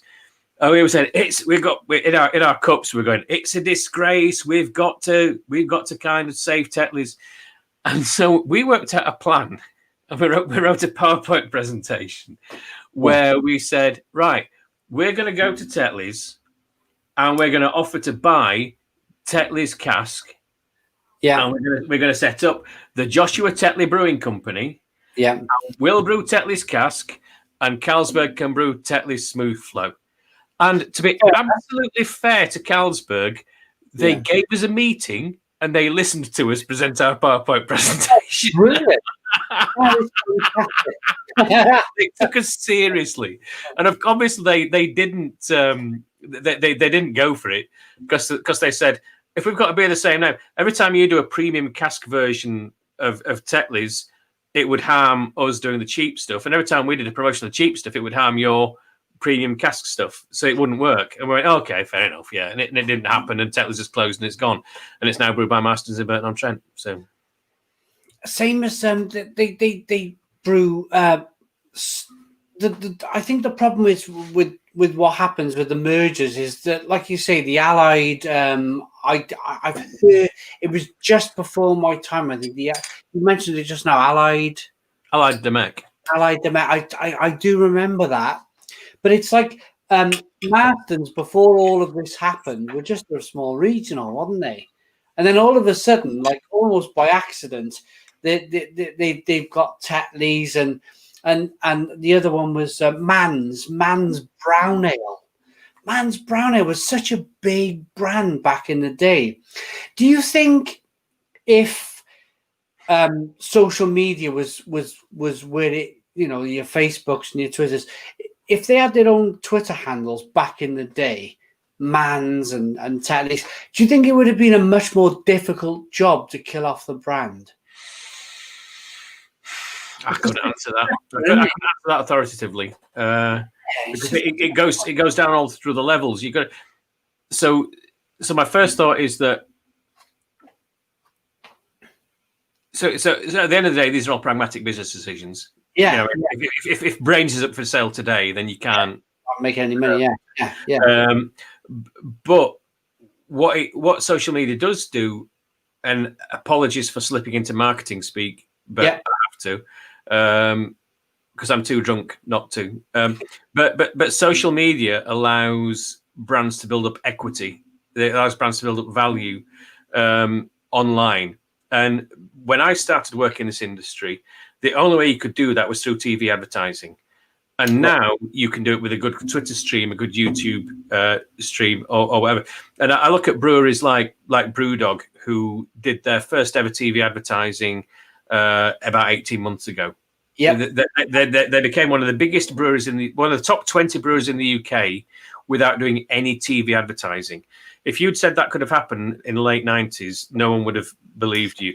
So social media allows all the big craft brands that, if people know and love any British craft brands, whether that be Cloudwater or Brewdog or Magic Rock or whatever, they've all built the brand value through social media.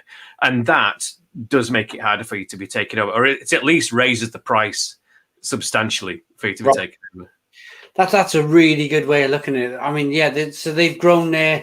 They were very quick on your Facebooks and your Twitters, driving tanks down the road, and And they realised, and I'm talking marketing now, so I apologise, but I hope it's interesting to people. But they realised that these are genuine two-way conversations.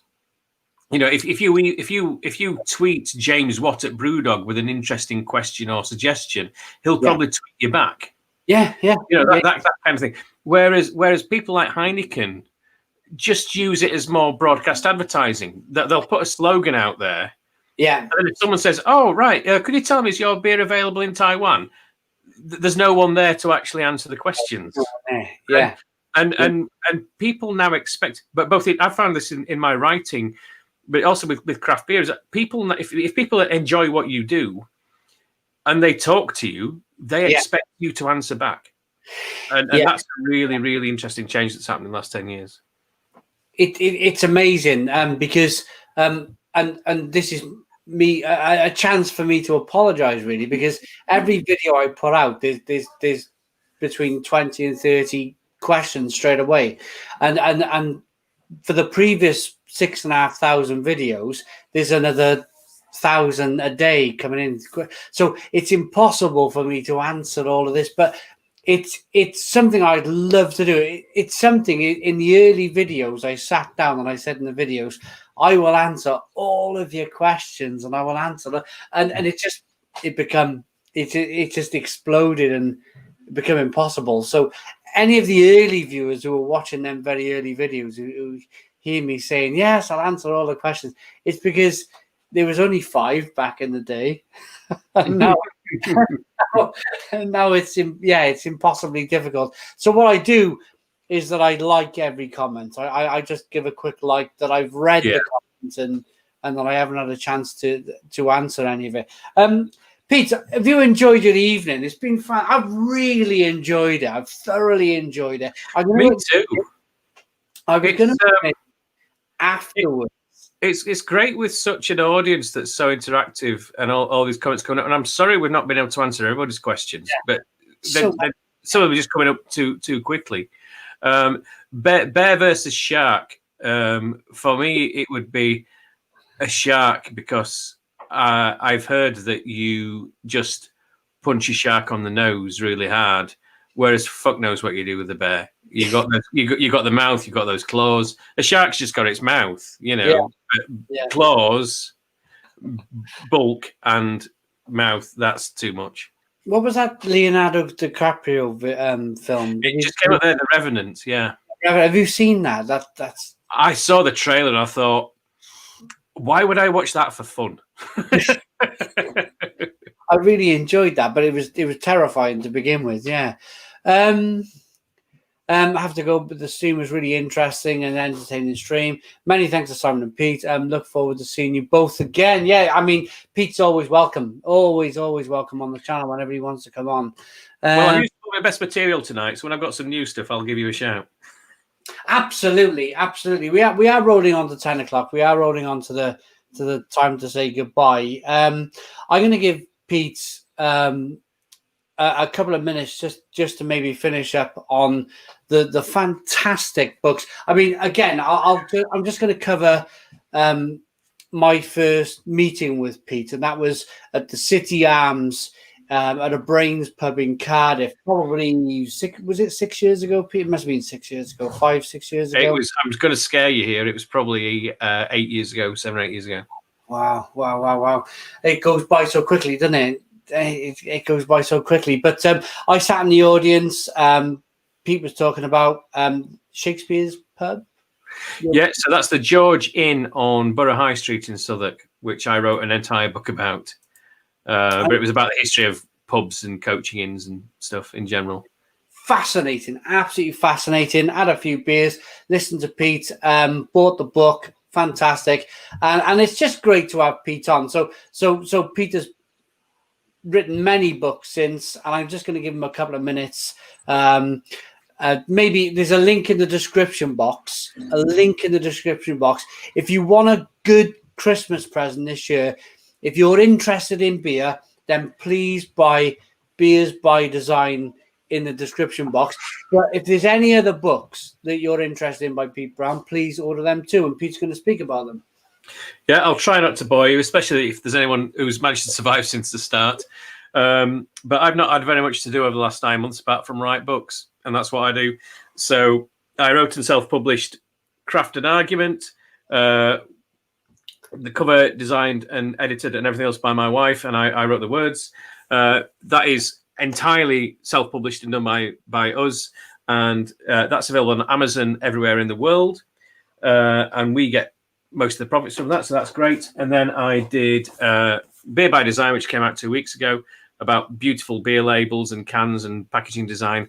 That is the link in the box from Camera. It's also available on Amazon UK. It will be available at some point outside the UK. I just don't know when, because Camera is still trying to figure that out. Writing books is what I do. There will be an ebook. Yeah. It's just there's so many illustrations. It's a question of formatting it properly so it doesn't all just go crazy. Right. But also, if you go to this is the 11th book I've written. So if you go to my author page on Amazon and you're not familiar with my work, you can see everything else that's there as well. And yeah, I exist to do two things. I exist to make people thirsty, and I exist to provide that difficult to buy for relative or friend the perfect Christmas present if they love beer. So thank you very much. Fantastic. Paul Goggin, £5 or €5 super chat. Great stream, Simon and Pete. Lock in. Fantastic. Thank you very much. It's been absolutely wonderful. Thank you all so very much for joining us. We still have over 165 live viewers at 10 o'clock at night. We peaked at about 250 viewers. Absolutely fantastic. 237 likes. Just wonderful. The amount of questions that have come our way has been wonderful. I thank you all so much. I encourage you all to tweet Pete Brown Beer and get him to open up a YouTube channel, because I think he would be terrific. He would be absolutely terrific as a YouTuber. I really think that. And thank you all so very much. So thanks for joining us. We're going to end this stream now. See you all Friday night for the Christmas party. We're going to do a Christmas party Friday night. Enjoy that. Yeah, it'll be really good. Get the beers in ready. All your favorite beers of the year. Bring them to the Christmas party, and we'll have a lockdown special. Thanks for joining us. Stone the Crows. Cheers, Pete. Cheers. Cheers.